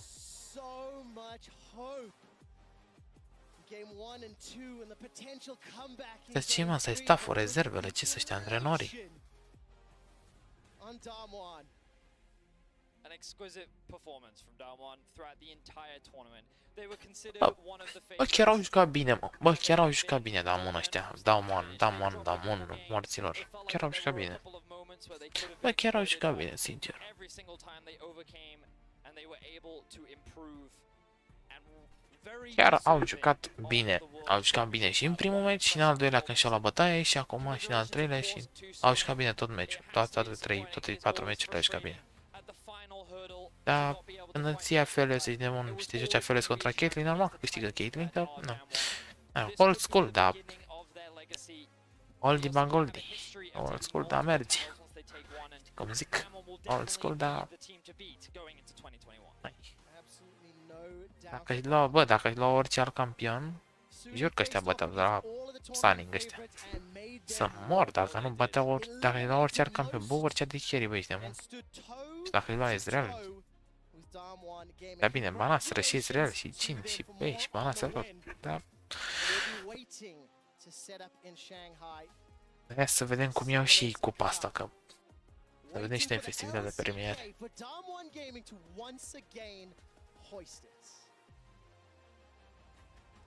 Put yourself in the minds and the hearts of the fans in Shanghai. The journey, the run, the magic, the belief. I believed. Yeah. I bought into the Suning hype. But Damwon did not. They're not quite ready for us yet, Thaddeus. So we're enjoying some scenic shots. I mean, it's great that we were able to get a crowd, and also I'm just so grateful that we were even able to have a World Championship this year. It's been a tough year. Astea două sunt rezervele sau ce sunt ăștia rezerve? Rezervele la chinezi. I think that we've seen so many fantastic teams. We've seen evolutions in the meta. Even in the final, we saw new picks. We saw normal că e bine să vrei. E bine, dar nu cred că vrei să te joci 15 ore pe zi ca să ajungi acolo. Trebuie să fii challenger, numai că trebuie să fii challenger. Challenger cel puțin. Că după aia mai trebuie să mai știi să te mai și joci în echipă, trebuie să știi să faci tactici, să de-astea. Așa că e greu, mă, să ajungi acolo, dar bine, în România, ce în România nu sunt foarte mulți ăștia care chiar joacă ca lumea.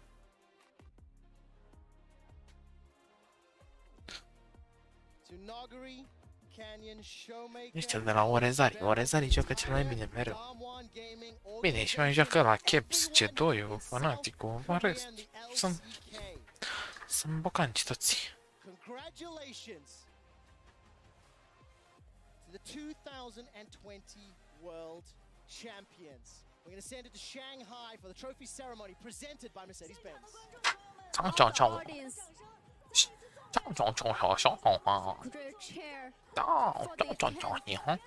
League of Legends World Championship, the champion Damwon Gaming. Da. Damwon Gaming, 创造一下我的。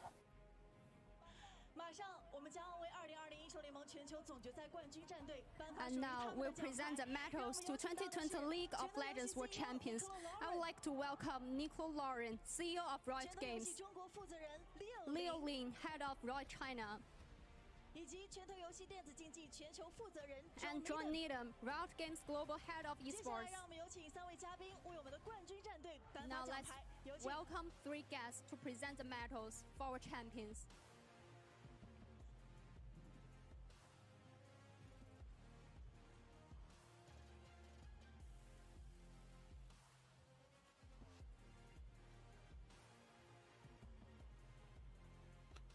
Vezi, le dă medaliile. Ce medalii sunt astea?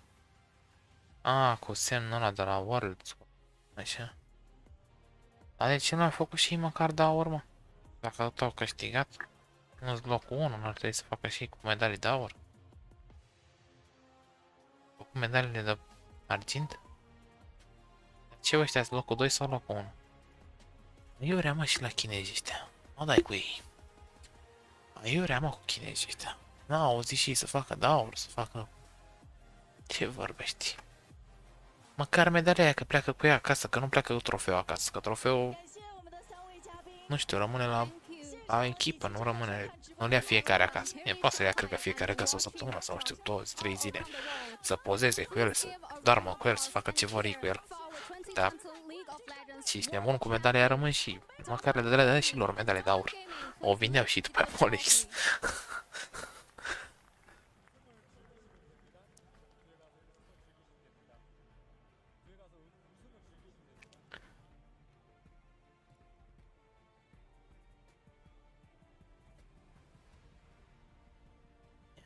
Bă, măcar, bă, dacă era atmosfera ca la fotbal, era mișto, mă, să fie și la ei aici cu tălănea, cu ei și că ridică în sus.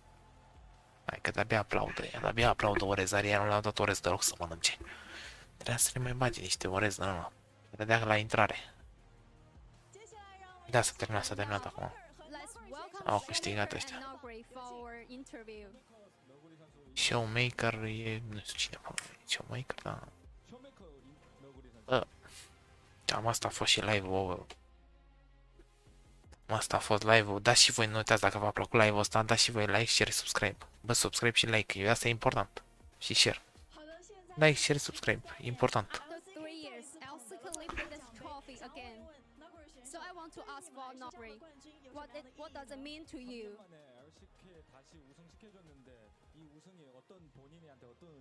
De ce feți aici, de mă? Asta e în vei și vreau să zici că e...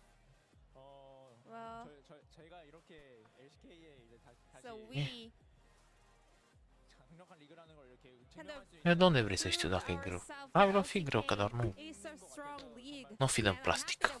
Acum de unde să știu dacă e de plastic? O fi de plastic sau nu? Că nu l-a ridicat niciodată. Așa că n-am de unde să știu. Ce așa, ha? Așa, nu.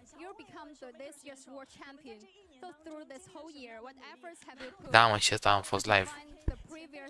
Hai că mai las asta cu interviul lui, să mai las și interviul ăsta și după aia închidem live. Ce-am așa, na. Zice acolo, v-a fost greu să vă jucați? Noi suntem cei mai buni. Ia o zice asta, noi, eu. Incapable of myself. So I practiced really hard to be helpful for my teammates, and I'm happy that it worked out really well and we were able to lift up this trophy. Sunt așa niște fețe, zici că scârbiți mereu, mă, frate, zici că scârbiți în continuu, uite la ce fețe face. Deci uite ce față are ăla, zici, vezi, asta cu gura deschisă în continuu. Bine, dar cred că e și prăjește atâta joacă. Prăjește 100%, ești, mă. Asta stai prăjește. Nico.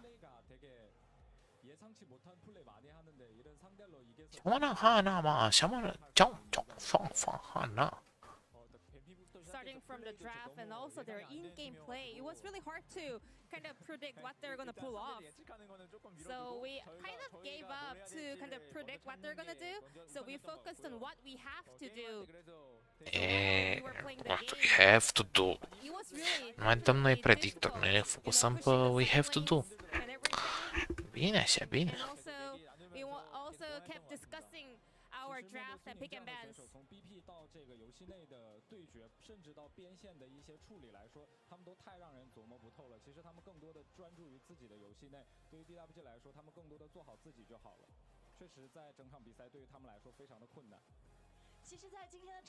And also throughout this best of 5, Suning is good at engaging all the team fights.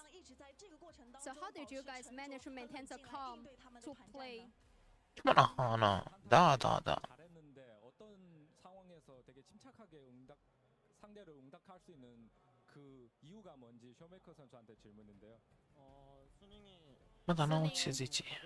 Was really good at looking at the opening for team fights, and their team fight execution was on point. But I also believe that our team has a really strong ability for team fights, so we try to stay focused and answer to their fights.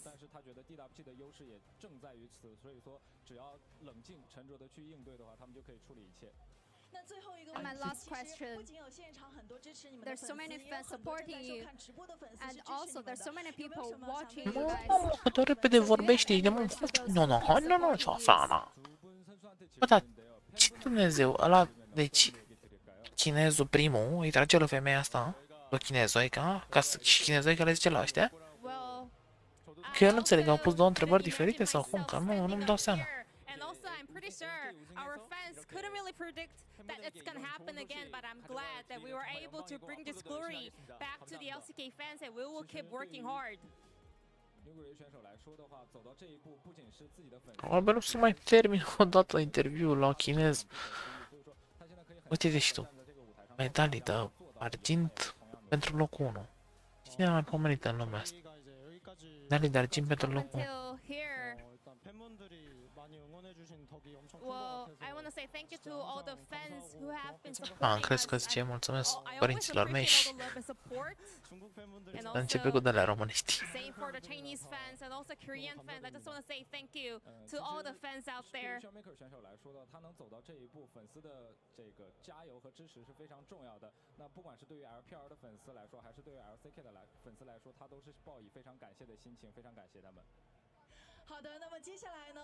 Cred că acum mulțumim sponsorilor noștri. The 2020 was final Oppo MVP player, and this year's was voted Oppo on a MVP. panel of shotcasters, analysts, and journalists representing every competitive regions from around the world. And please join me in congratulating the 2020 World Championship final Oppo MVP, Kenyon. Cine e Kenyan ăsta? Opa. Kenyan Kim. Asta ce ai jucat, mă? Ia vezi, mă, că a primit trofeu de MVP. MVP-ul finalei. Și ce ai jucat, mă, asta ăla cu junglerul sau cine e asta? And thank you, Nico, for presenting the trophy. Da. Bă, băieți, și dacă a fost live-ul, nu uitați, dați și voi un like, un share, un subscribe și noi ne vedem la următorul live sau următorul video, ca să pun un video de review la o tastatură nouă și vedeți voi acolo. Hai!